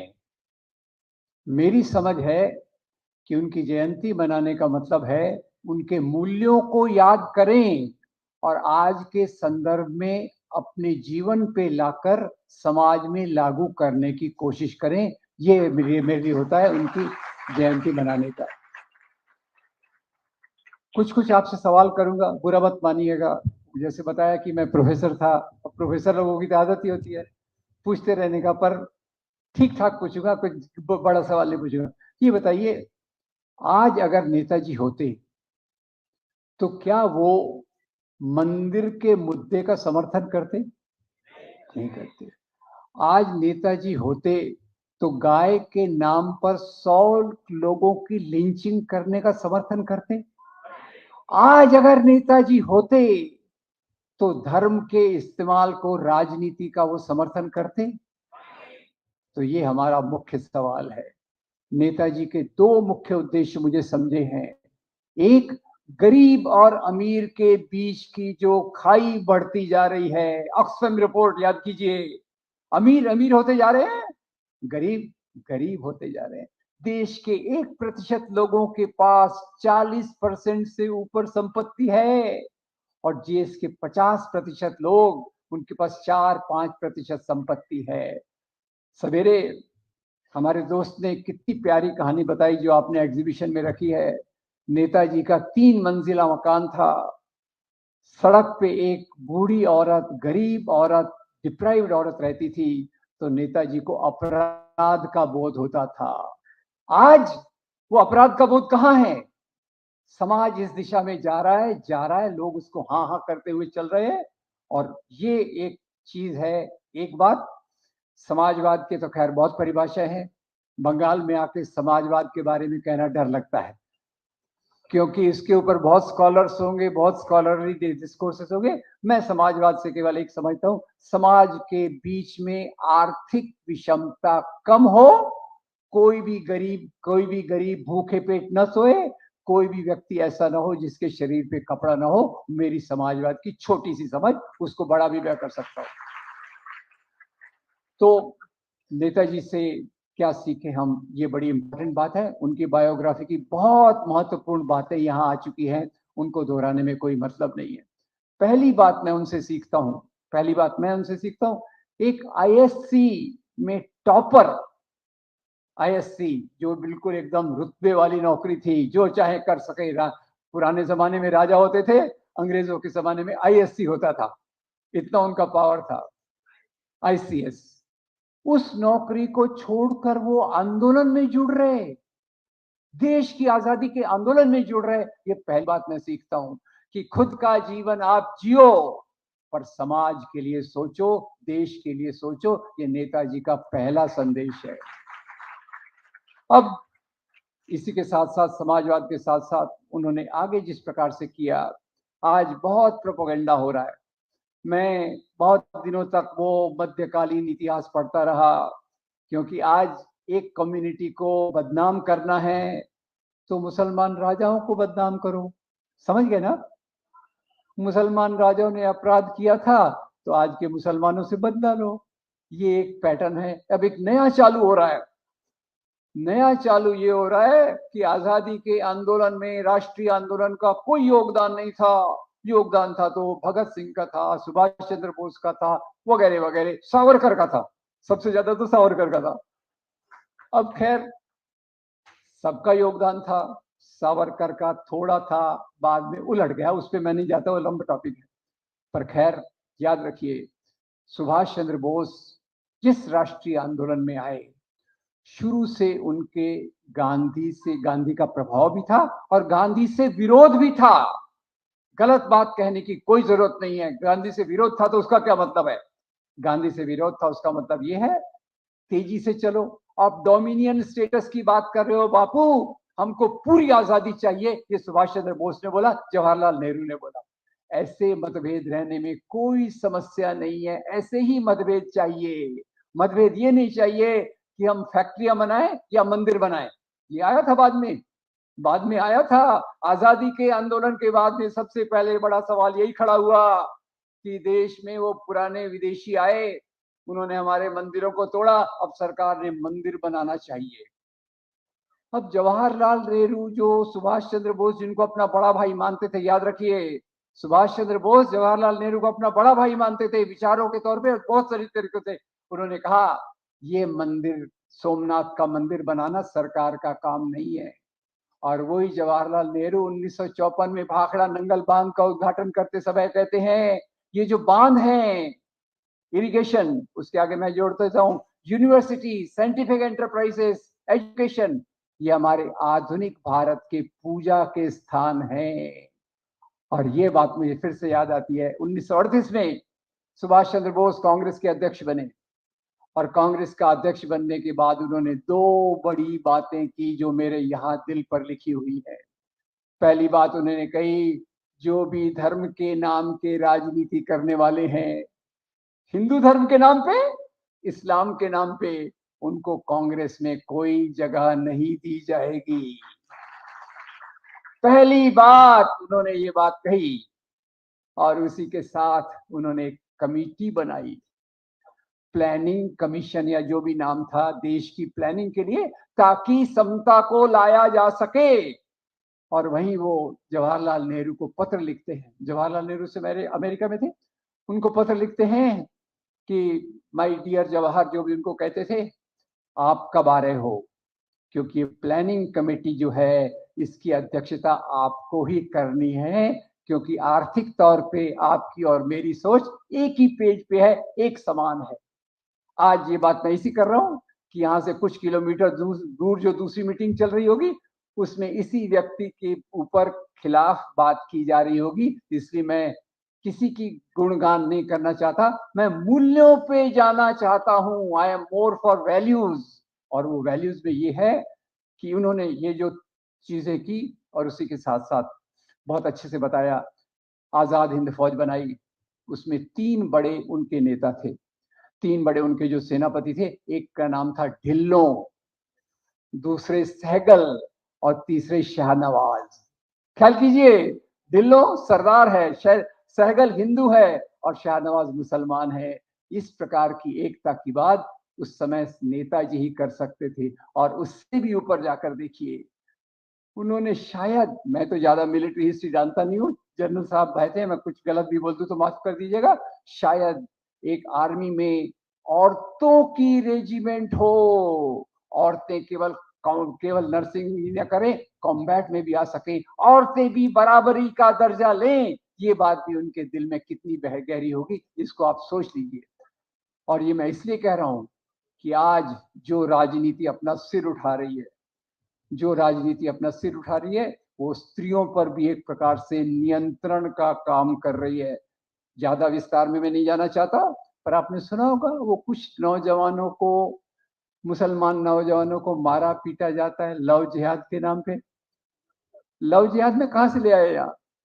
लव जिहाद केवल मुसलमानों को बदनाम करने के लिए नहीं है, वो हिंदू स्त्रियों पर भी नियंत्रण करने के लिए है। इस बात को आप याद रखिए, इस बात को हम भुला नहीं सकते।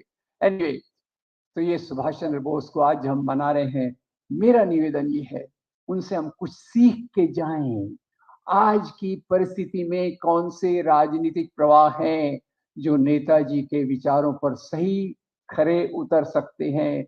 दूसरी बात, एक वार्निंग दे दूं, आजादी के समय, आजादी के आंदोलन के दौरान नेताजी की जो तड़प थी, जो एक बहुत बड़ी प्रेरणा थी कि मुझे अंग्रेजों से आजादी चाहिए, उसी समय ऐसे बहुत सारे संगठन थे जो अपनी शाखाओं में बैठकर खाकी चड्डी पहनकर आजादी के आंदोलन से दूर रहे, और आज वो नेताजी की जयंती हमसे बड़े उत्साह से मना रहे हैं। उसके पीछे की राजनीति समझ लीजिए। आजादी हमको चाहिए। आजादी क्यों चाहिए? आजादी चाहिए ताकि हम भारतीय संविधान के आधार पे स्वतंत्रता, समता, बंधुता के सिद्धांतों को ला सकें। और जब हम बंधुता कहते हैं तो उसमें हिंदू मुसलमान, हिंदू क्रिश्चियन, क्रिश्चियन मुसलमान, इस सब के बीच में एक भाईचारा, बहनचारा होना बहुत जरूरी है। फ्रेटर्निटी की बात करते हैं, पूरा इंडिया मेरा परिवार है, और उसके अंदर कुछ लोगों को बदनाम करके जब हिंसा कराई जाती है, खैर एक सवाल आ गया दिमाग में, हिंसा कराई जाती है, हिंसा होती है या करवाई जाती है? Thank you very much. हिंसा होती नहीं है, हिंसा करवाई जाती है।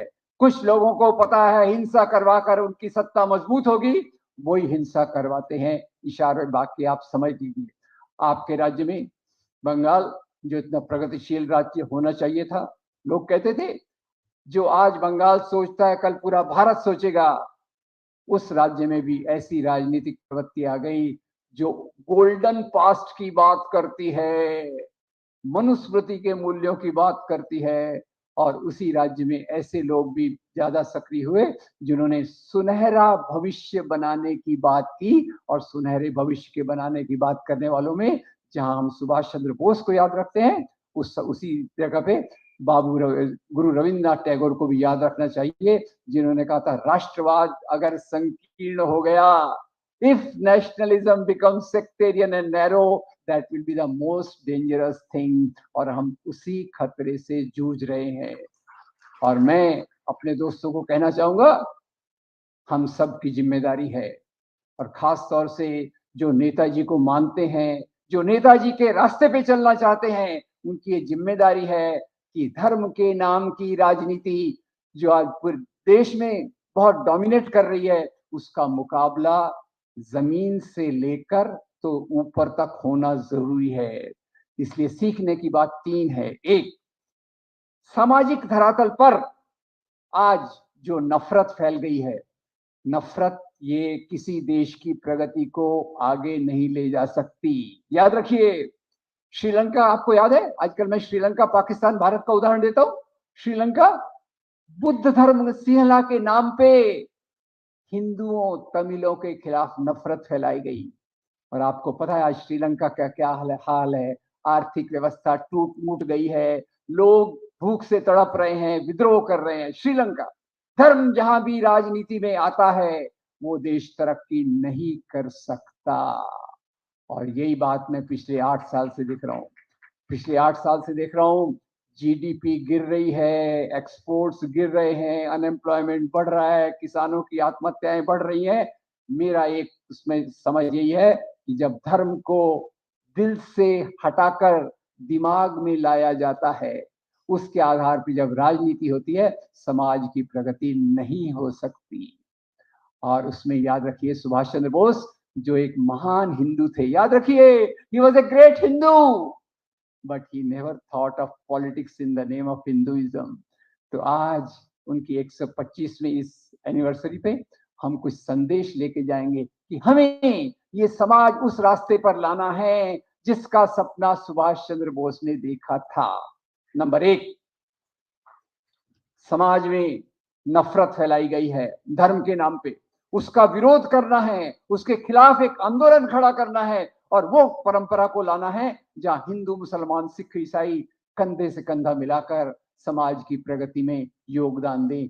समाज में इस प्रकार के संदेश को ले जाना किसी और की जिम्मेदारी नहीं है, हम सब की जिम्मेदारी है। अगर हम ये मानते हैं देश हम सबका है तो ये जिम्मेदारी हम सब की है, नंबर 1। नंबर 2, जो भी देश में धर्म के नाम पे भावनात्मक मुद्दे उठाए जाते हैं, लव जिहाद, काऊ, अब काऊ पे तो एक ही छोटे किस्सा बता दूंगा, आई कांट रेजिस्ट दैट, बहुत मजेदार किस्सा है। वो बीच में आया था ना, गौ हमारी माता है, बीफ है, गौ माता, और उसमें 100 लोग मारे गए। मेरे को लगा भाई इनको तो गाय को बड़ा महत्व दे रहे हैं, तो बड़ा इंपॉर्टेंट है गाय इनके लिए। तो फिर मैंने वैदिक काल के बारे में स्वामी विवेकानंद जी का पढ़ा। स्वामी विवेकानंद जी क्या लिखते हैं? स्वामी जी लिखते हैं वैदिक काल में बीफ खाया जाता था। मैं नहीं कह रहा, मेरे ऊपर कुछ लिंचिंग मेरी मत कीजिएगा। स्वामी जी लिख रहे हैं वैदिक काल में बीफ खाया जाता था। फिर देखा बीफ का मुद्दा देश भर में उठाया गया, पर केरल में नहीं उठाया गया, गोवा में नहीं उठाया गया, नॉर्थ ईस्ट में नहीं उठाया गया। तो मुझे समझ नहीं रहा था यार चक्कर क्या है। तो फॉर्चुनेटली एक किताब मेरे हाथ में आई, बायो, मैं थोड़ा बहुत पढ़ता लिखता रहता हूँ। वो किताब थी उसके, वो अपने प्रधानमंत्री थे ना जो कविता लिखते थे, हाँ वही वो थी उनकी ऑटोबायोग्राफी, वो बायोग्राफी थी, हार नहीं मानूंगा, विजय त्रिवेदी की। पढ़ रहा था, पेज 236 पे आया तो पढ़ने को मिला, एक बार अटल जी अमेरिका के दौरे पे गए थे और लेक्चर के बाद खाना खा रहे थे, खाने का आनंद ले रहे थे। तो उनके पड़ोसी ने कंधे पे थपथपाया, बोला अटल जी आप ये क्या कर रहे हो, आप जो खा रहे हो वो तो बीफ है। अटल जी हंस दिए, बोले बीफ है ना, इंडियन गाय का थोड़ी है, ये तो अमेरिकन गाय का है। Very good. अब दोस्तों, आज देश में जहां ये मुद्दे हमारी तरफ चल रहे हैं, नौजवानों की बेकारी बढ़ रही है। किसानों ने 1 साल तक आंदोलन किया, शाहीन बाग में मुसलमान औरतों ने बहादुरी से इतना लंबा आंदोलन किया। हम क्या करें कि हम नेताजी के सिद्धांतों को अपने दिल और दिमाग में रखें, वही रास्ता है उनको सच्ची श्रद्धांजलि देने का। Thank you very much.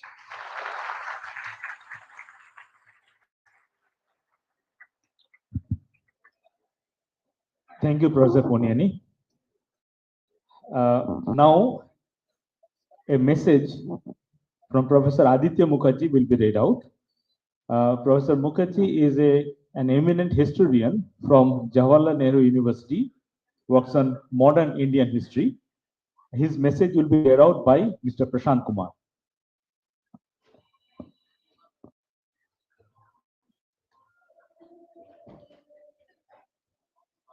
Here is the message from Professor Aditya Mukherjee. Subhash Bose, the opposite of Hindutva.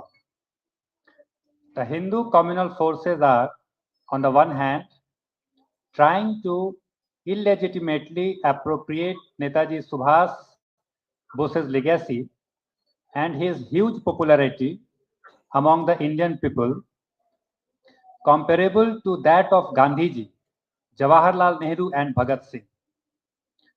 On the other hand, they are trying to use his differences with other nationalist stalwarts to denigrate the tallest leaders of our national movement like Gandhiji and Nehru, and thus delegitimize a movement that not only were they not part of, but they actually opposed. The values Subhash Bose stood for and is remembered for are courage, anti-British nationalism, sacrifice, commitment to secularism, firm faith in Hindu-Muslim unity, caste and gender equity, equal rights for all languages and regions, and socialism. The Hindu communal or Hindutva forces stand opposed to each one of these values.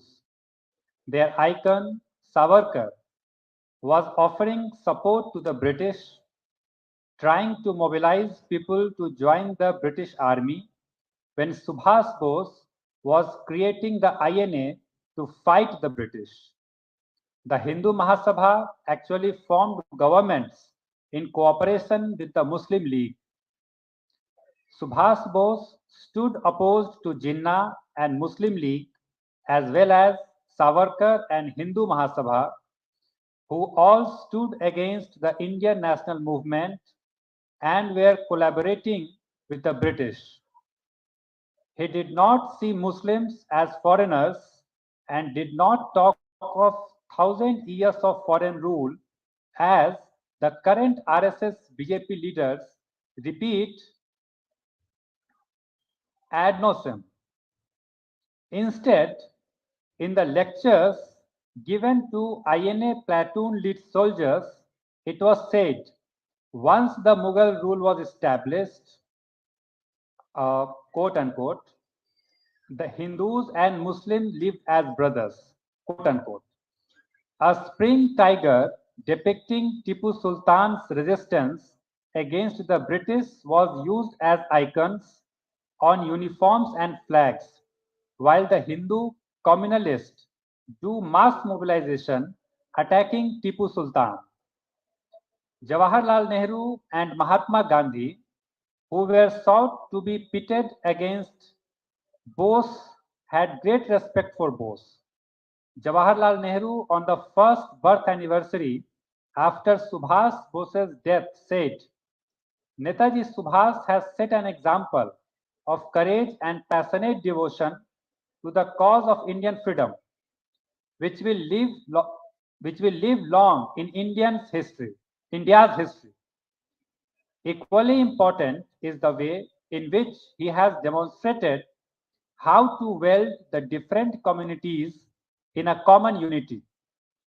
Gandhiji described Bose as a prince among patriots, and on 23rd January, Subhash's birthday, 7 days before his assassination, on 30th January 1948, Gandhiji observed, he knew no provincialism nor communal differences and had in his brave army men and women drawn from all over India without distinction and evoked affection and loyalty which very few have been able to evoke. Bose, on his part, was the one who first called the Mahatma the father of the nation. Gandhiji's charkha was used as a symbol by the INA in their flags and uniforms.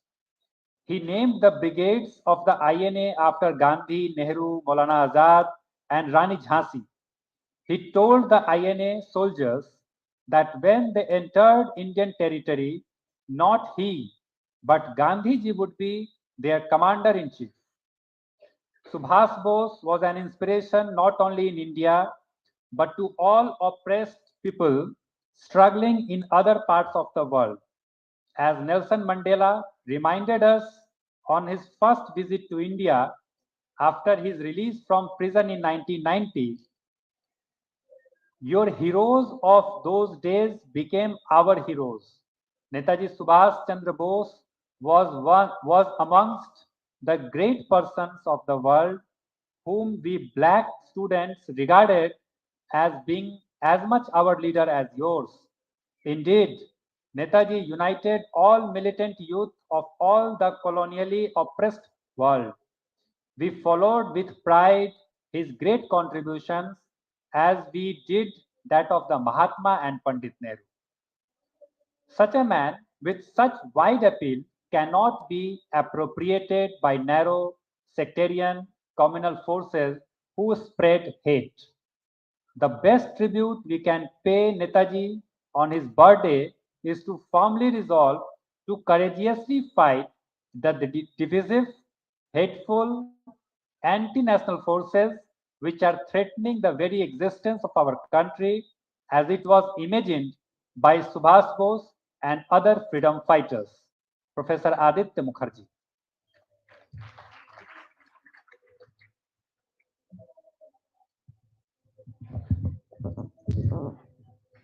Now there will be a song by Mr. Bhachaspati Haldar.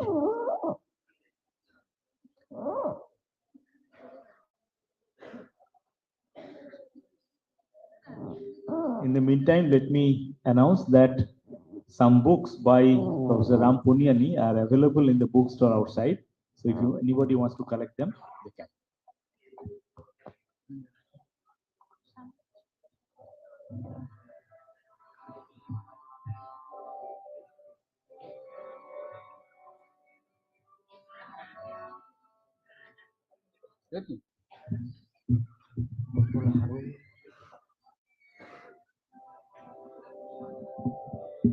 খুলে দিলে হবে খুলে দিলে স্ট্যান্ডে করে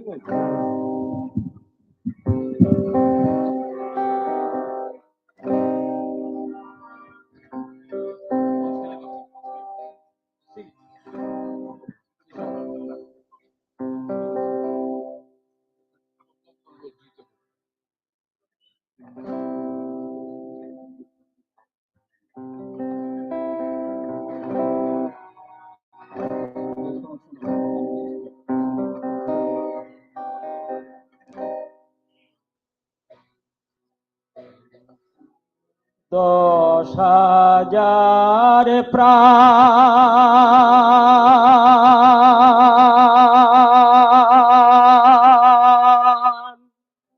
আমি যদি পেতাম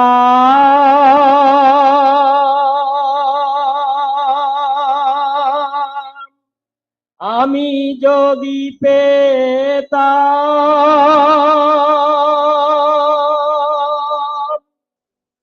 তবে ফিরিঙ্গি বনিকে গৌরব রবি অতল জলে ডুবিয়ে দিতাম 10,000 প্রাণে আমি যদি পেতাম তবে ফিরিঙ্গি বনিকে গৌরব রবি অতল জলে ডুবিয়ে দিতাম 10,000 প্রাণে আমি যদি পেতাম শোন ভাই সবে স্বদেশী হিন্দু মুসলিমই ভারতে বাসী শোন ভাই সবে স্বদেশী হিন্দু মুসলিমই ভারতে বাসী পারি কিনা ধরতে ওসি জগৎকে তা দেখাইতাম 10,000 প্রাণে আমি যদি পেতাম তবে ফিরিঙ্গি বনিকে গৌরব রূপী অতলে জলে ডুবিয়ে দিতাম 10,000 প্রাণে আমি যদি পেতাম কথা শুনে প্রাণে যদি মজে সেজে আয়ে বীর সাজে কথা শুনে প্রাণে যদি মজে সেজে আয়ে বীর সাজে দাস মুকুন্দু আছে সেজে দাড়ি পেলে তরি ভাসাইতাম 10,000 প্রাণ আমি যদি পেতাম তবে ফিরিঙ্গি বনিকে গৌরব রূপী অতলে জলে ডুবিয়ে দিতাম 10,000 প্রাণে আমি যদি পেতাম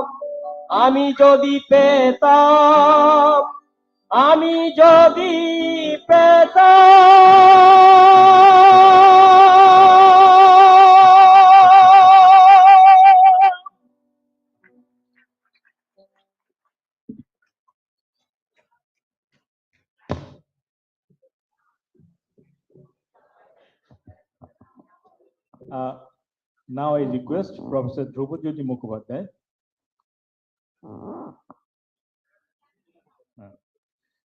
Yeah, he is an eminent scientist, a geologist. He is former professor of the Department of Geology. He has taught in many places, Presidency College, Dhanma School of Mines, Calcutta University. He is a fellow of the Indian National Science Academy, and he is one of the vice presidents of the All India Celebration Committee. Professor Mukherjee.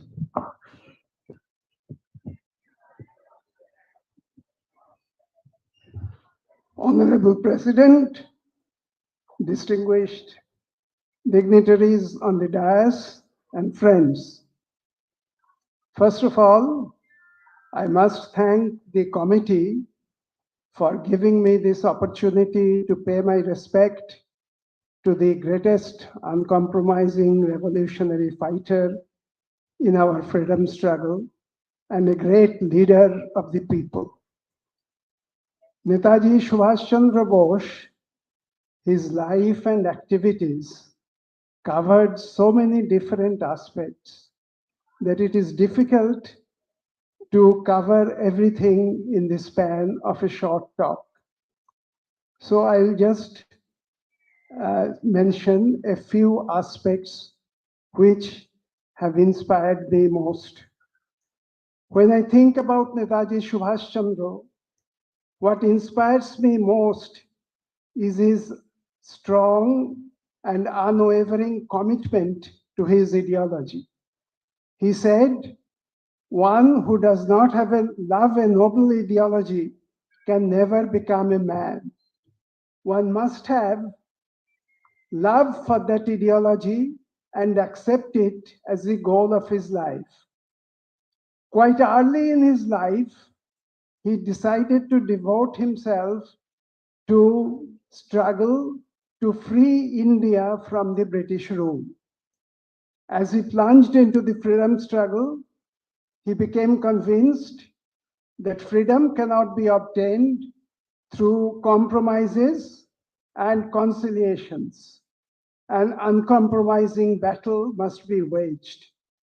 Unwavering commitment to this ideology gave him strength so that no obstacle could deter him, neither the entreaties of his adoring parents when he declined to accept the coveted post of ICS, nor the lure and comfort of a family life, nor his incarceration in the British prisons, nor his serious illnesses, nor the jeering and taunts from his opponents.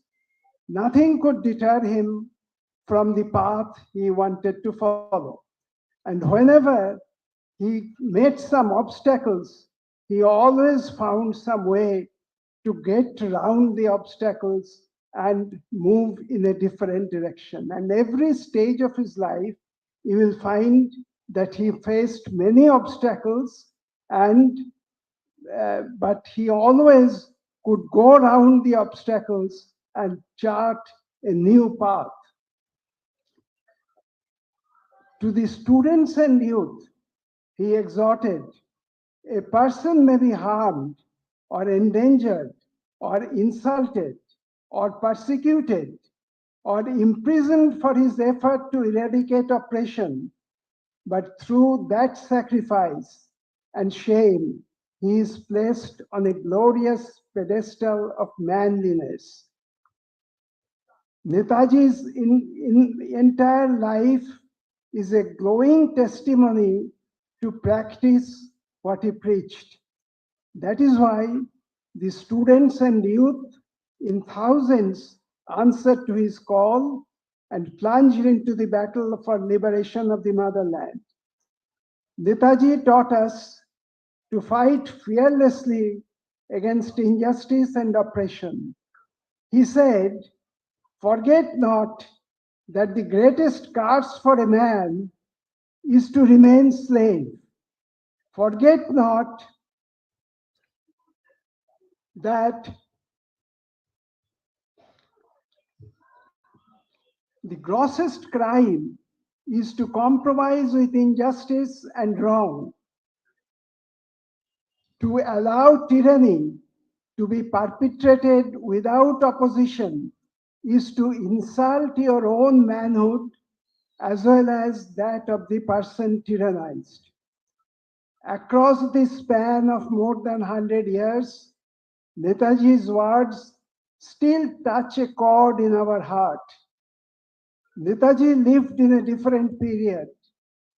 Today, the world and our country have changed in many ways. But oppression, exploitation, tyranny, and iniquity are still around us, and if anything, has multiplied manifold.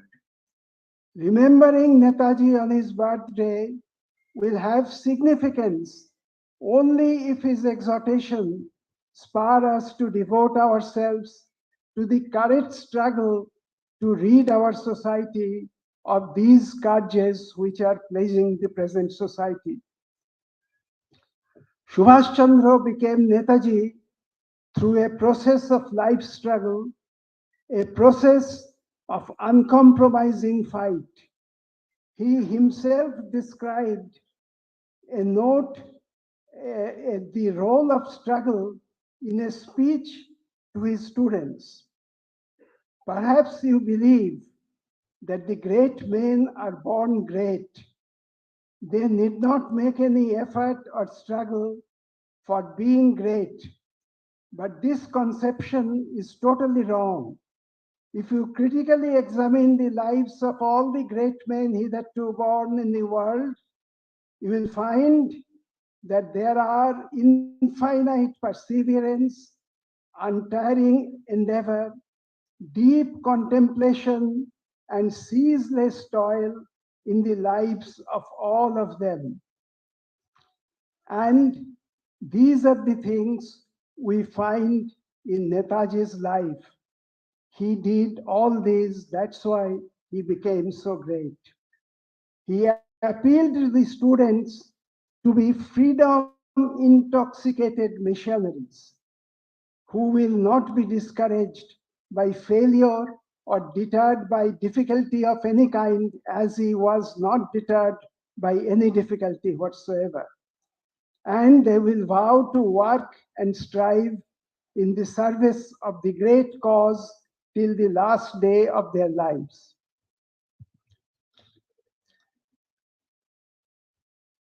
Wherever, he said to this youth, wherever there is prejudice or narrowness, you should strike through, slash through them to keep the road to freedom free from all obstruction.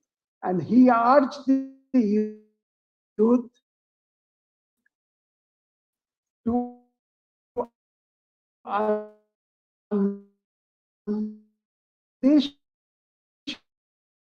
this struggle. If we look around, there is so much injustice, oppression around us. We witness them, we experience them, they appeal to our conscience. Subhash Chandra's thoughts and his struggle give us our own struggle, whereby we can redeem our humanity and make 126 birth anniversary. This is the message that should carry to the present generation of students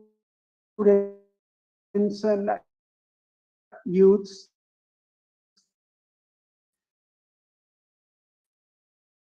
Mrs. Anita the symbol of youth.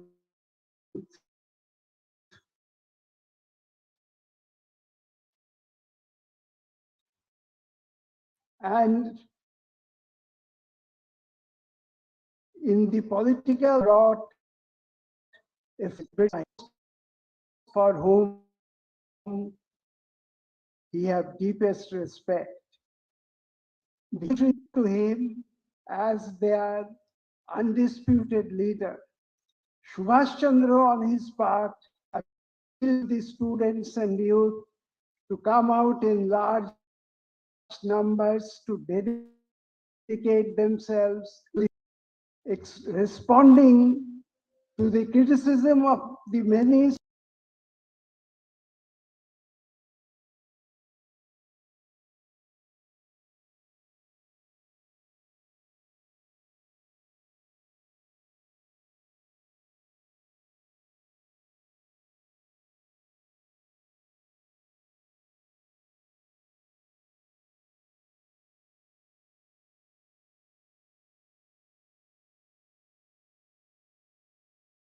of students.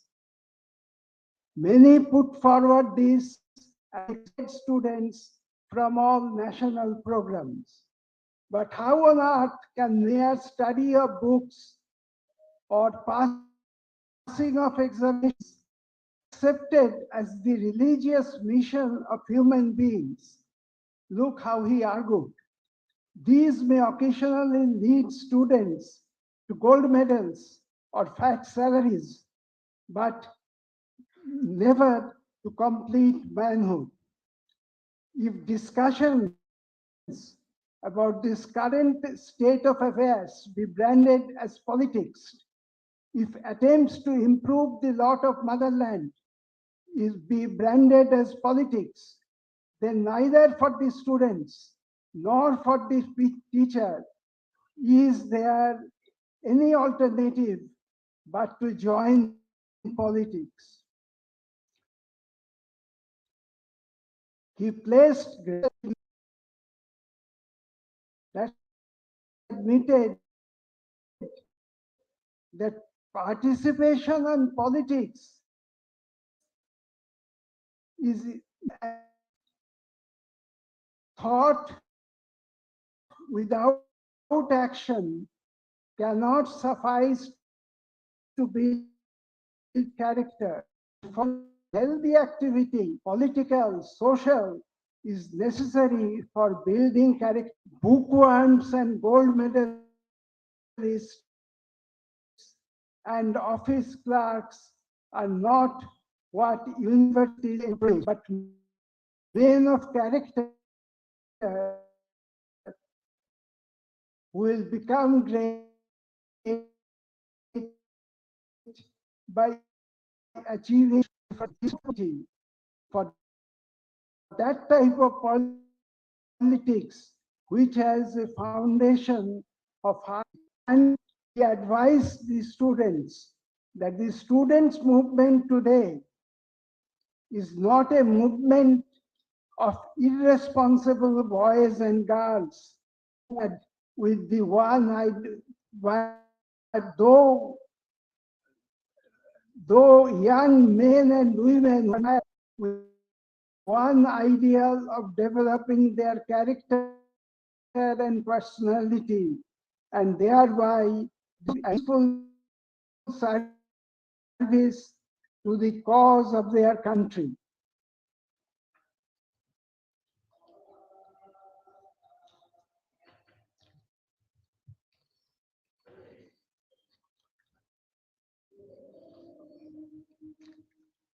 This movement, he advised, should have two lines of activity for the students, he meant. In the first place, he said it should deal with the problems which relate exclusively to the students' population of the day and endeavor to equip them for the battle of life. The other line is that the other and more important aspect of the students' movement is the training of the future citizen. The training will be both intellectual and practical. We shall have to hold out before the students a vision of the ideal society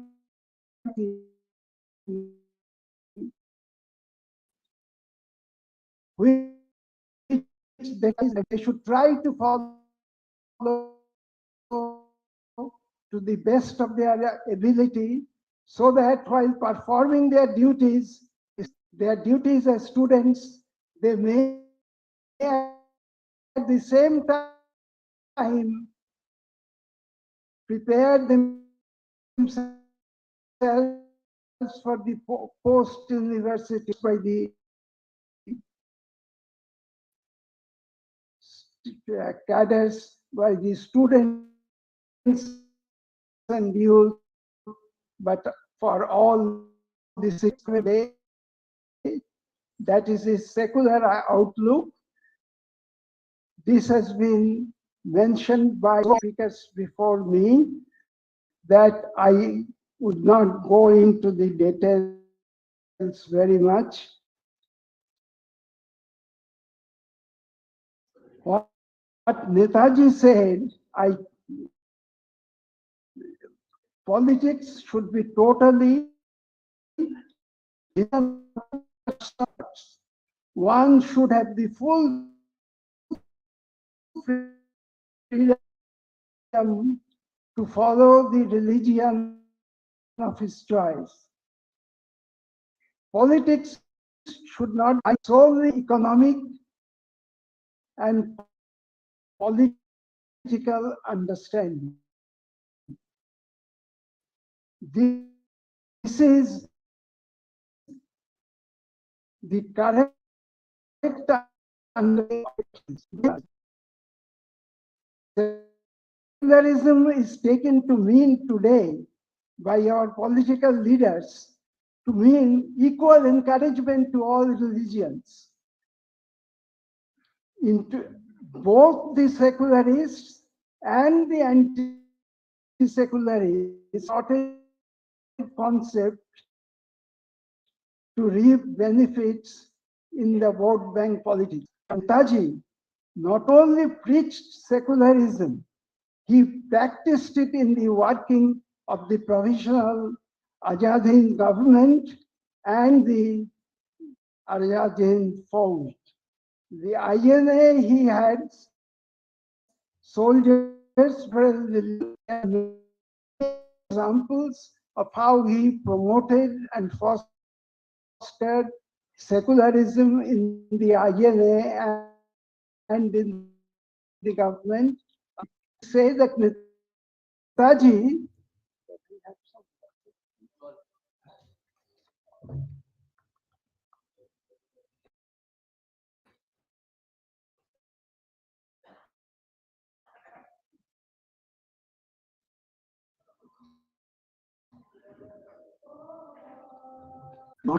he also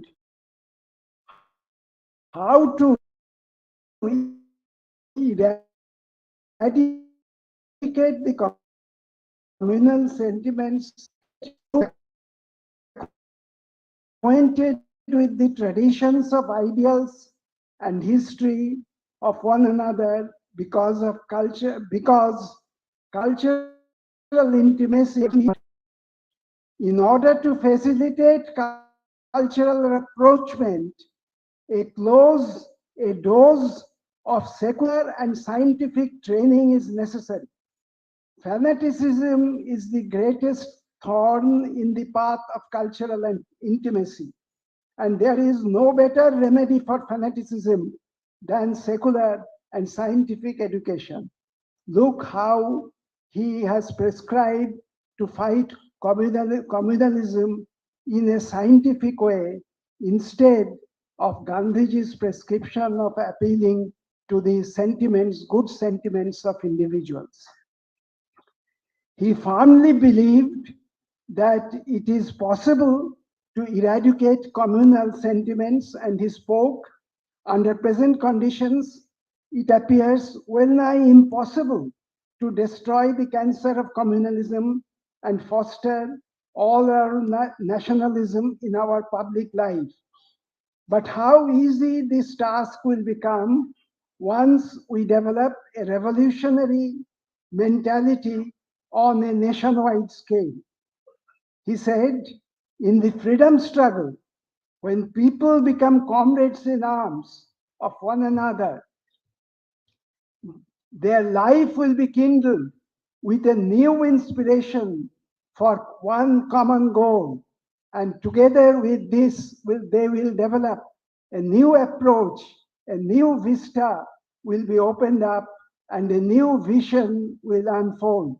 When this revolution happens, the Indian people will be transformed to a new type of people.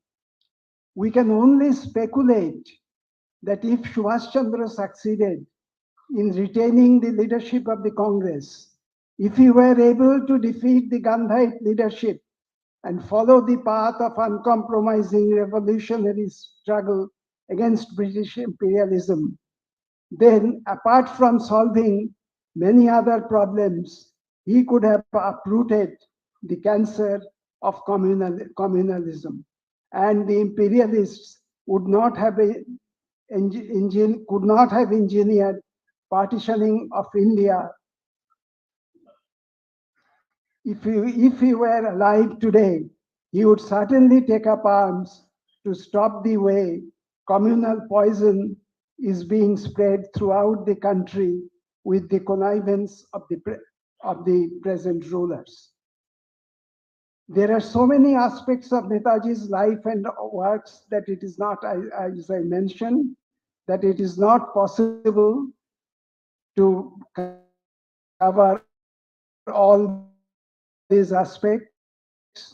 Netaji was a visionary. He not only firmly believed that India would soon be free, but he also had a vision what he would like that free India to be. Time and again he announced that free India would be a socialist country. Through all these years, by freedom, these are his words, by freedom we meant only political freedom. Now we have to declare that we will free the people not only from political bondage, but from all types of bondage. The principal object of freedom movement ought to be to free the people from all three forms of exploitation: political, economic, and social. When all the chains are broken, we shall establish a new society built on communism.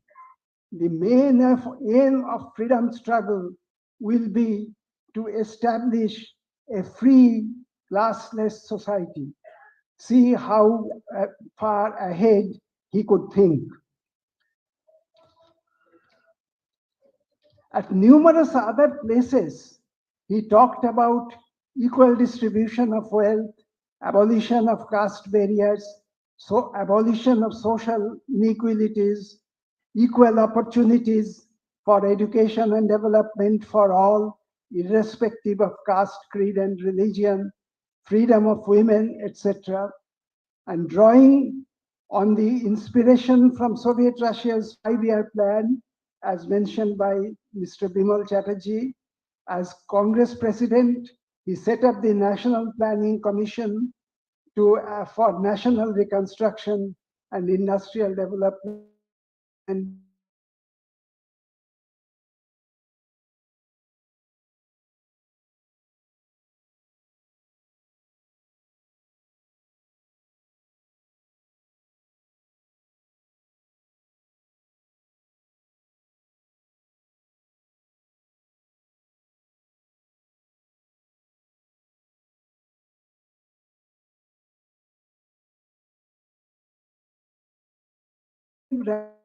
radical and anti-imperialist elements in the Congress who might not be ready to join now the Socialist or Communist Party should be organized on the basis of a common minimum program.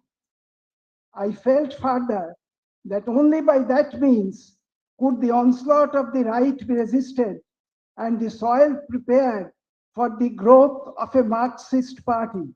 See how he looked ahead to the growth of a real Marxist party in the Indian soil. But he was disillusioned about the role of the then Communist Party of India, which had formed by then, because of the CPI's attempt to block Netaji Subhash Bose's effort to form a left consolidation and the of CPI towards freedom struggle. He said that I may say that in spite of the universal and human appeal to communism, communism has not been able to make much headway in India, chiefly because the methods and tactics generally employed by its protagonists are such as tend to alienate rather than win over possible friends and allies. But though he was disillusioned with the Communist Party of India, he was not disillusioned about communism or Marxism. He had great admiration of Soviet Russia and its leader Stalin. He had a clear understanding about the antagonism between the socialist camp and the imperialist camp. He wrote, the current and cross-current in the present situation of the world may be classified into two principal groups. That is, the current of imperialist power and the counter-current of communist power. Therefore, the termination of Hitlerism would be establishment of socialism. Expressing his appreciation for the Soviet system and its leader, Stalin, he wrote, during the 20th century, Russia has enriched the culture and civilization of the world through her achievement in proletarian revolution, proletarian government, and culture.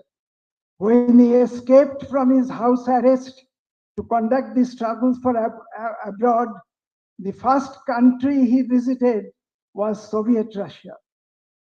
It has now come to light that after the Azad Hind Fauj was formed, Netaji wrote to Soviet Defense Minister Molotov, wishing that friendly relations should be mentioned by the two governments.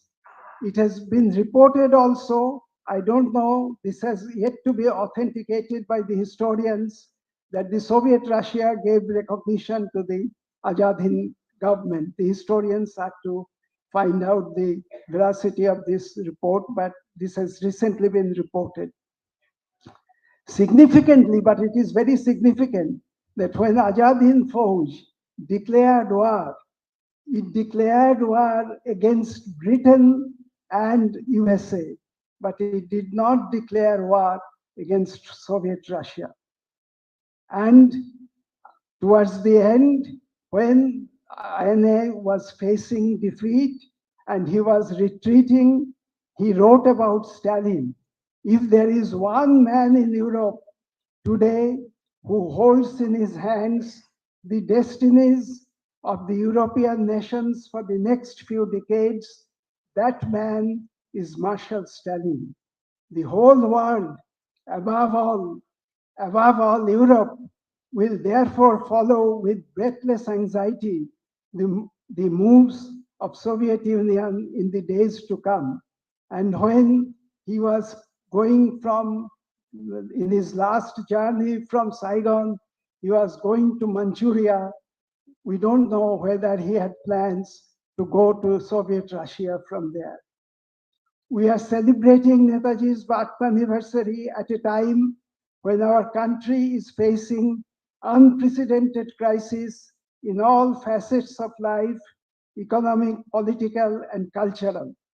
In this atmosphere of all-pervading crisis, it is necessary to recall Netaji's exemplary life struggle and draw inspiration from his uncompromising fight his indomitable courage, and the values that he upheld, and devote ourselves to this struggle for social, political, economic transformation that would open up the path to the progress for the country and our people, eradicating poverty, inequity, oppression, exploitation, and injustice. Taking lessons from Netaji's life, applying ourselves heart and soul in this struggle would be the only justification of observing Netaji's birth anniversary celebration. Thank you.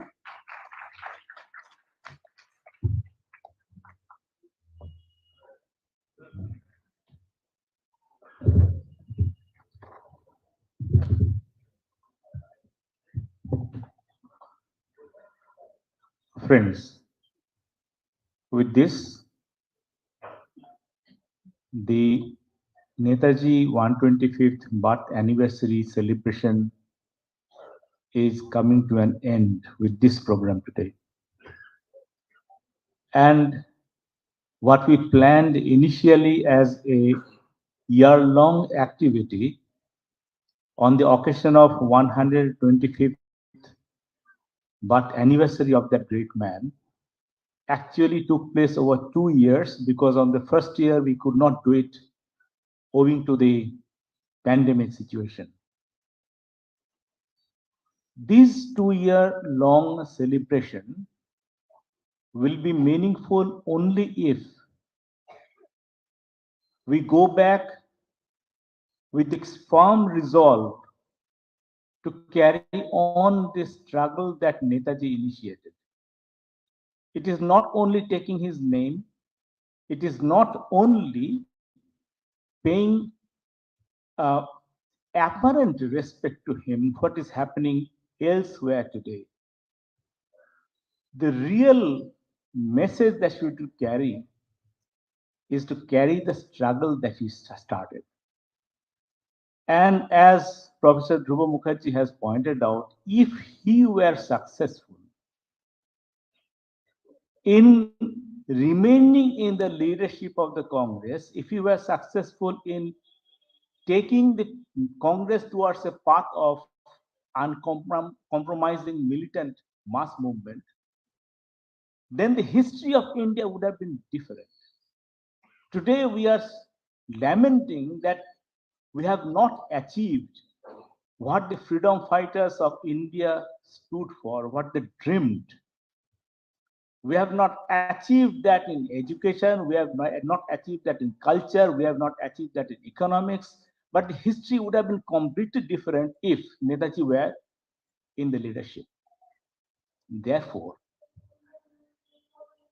we need to identify those who stood in his path, who did not allow him to remain in the leadership of the Indian freedom movement. In 1938, he was the president of Indian National Congress, and he was driven out. By who? By the same people or the same people now who have ruled India after independence for a number of years. When he was lost, he would now represent the Hindutva. They opposed him and he opposed them. They are now in the leadership of India. Even those who call themselves socialists and communists, they did not support him when he needed their support the most. After he was driven out of the Congress, he was running from pillar to post, trying to force together a left unity so that an alternative leadership can be built. He failed because they did not support him. Can we carry forward his legacy without identifying them who did not stand by him? We cannot. And therefore, my appeal today at the end of the year-long celebration is that we have to carry forward his legacy, his thoughts, take it to the people, but not in a hollow form. Not just him as an idol, but carry forward his ideals. We have heard what his ideals were. He stood for eradicating communalism. He stood for unity of the whole people. He stood for socialism. He stood for eradicating the difference between the haves and have-nots. He stood for a planned economy. He stood for many things and which are unachieved today. And therefore, just having him as an idol, a hero, does not suffice. We have to understand what he stood for. And that is what we need to achieve. We have to resolve to achieve that. And that is the only meaningful culmination of the 125th year celebration. I request all, especially the youth, to have him in front of your eyes as somebody to follow. Somebody to follow, again, I'm repeating, not in a hollow way, not in a superficial way, but really in its content. What he stood for, stand by that and try to achieve that.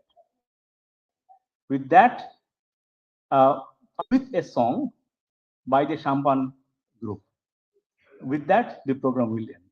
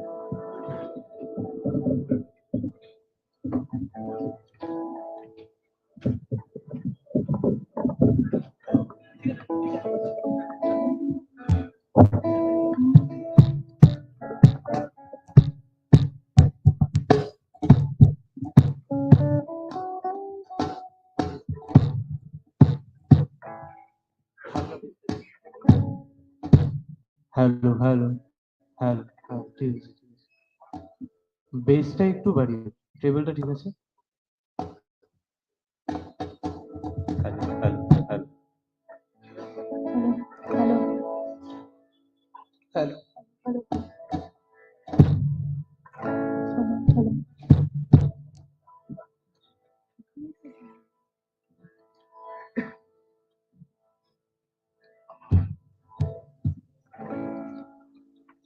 ঠিক আছে।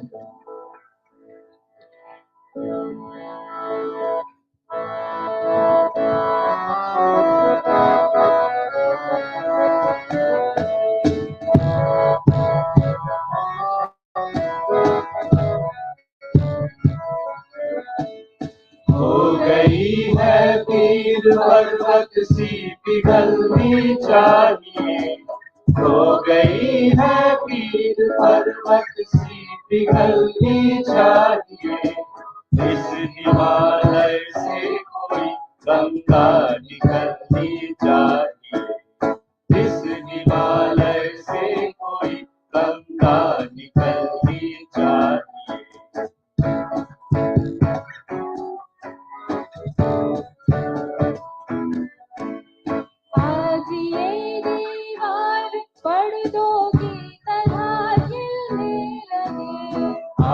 ये दीवार पर्दों की तरह हिलने लगी। सड़क लेकिन के बुनियाद हिलने चाहिए। शर्त लेकिन थी कि ये बुनियाद हिलनी चाहिए।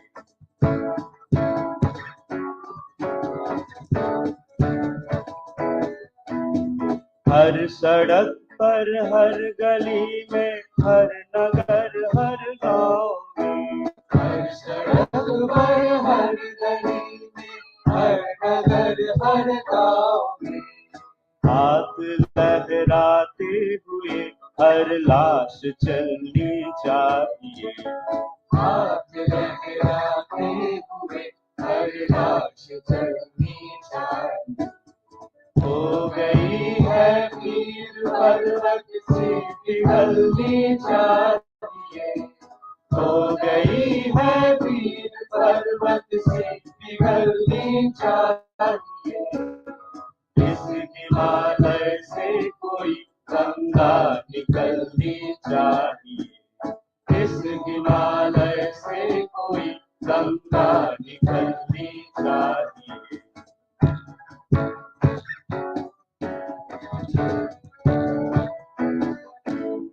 सिर्फ हंगामा खड़ा करना मेरा मकसद नहीं। सिर्फ हंगामा खड़ा करना मेरा मकसद नहीं।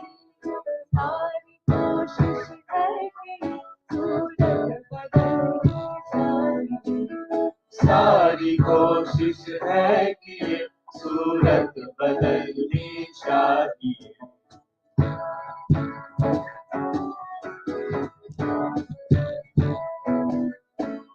मेरे सीने में नहीं तो तेरे सीने में सही। मेरे सीने में नहीं तो तेरे सीने में सही। तो कहीं भी आग लेकिन आग जलनी चाहिए। तो कहीं भी आग लेकिन आग जलनी चाहिए। हो गई है पीर पर्वत से पिघलनी चाहिए। हो गई है पीर पर्वत से पिघलनी चाहिए।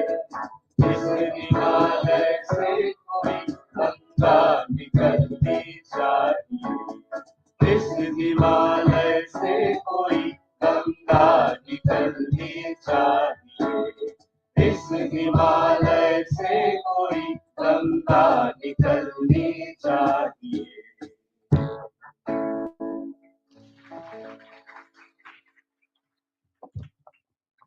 With that, today's program is coming to an end. Thank you.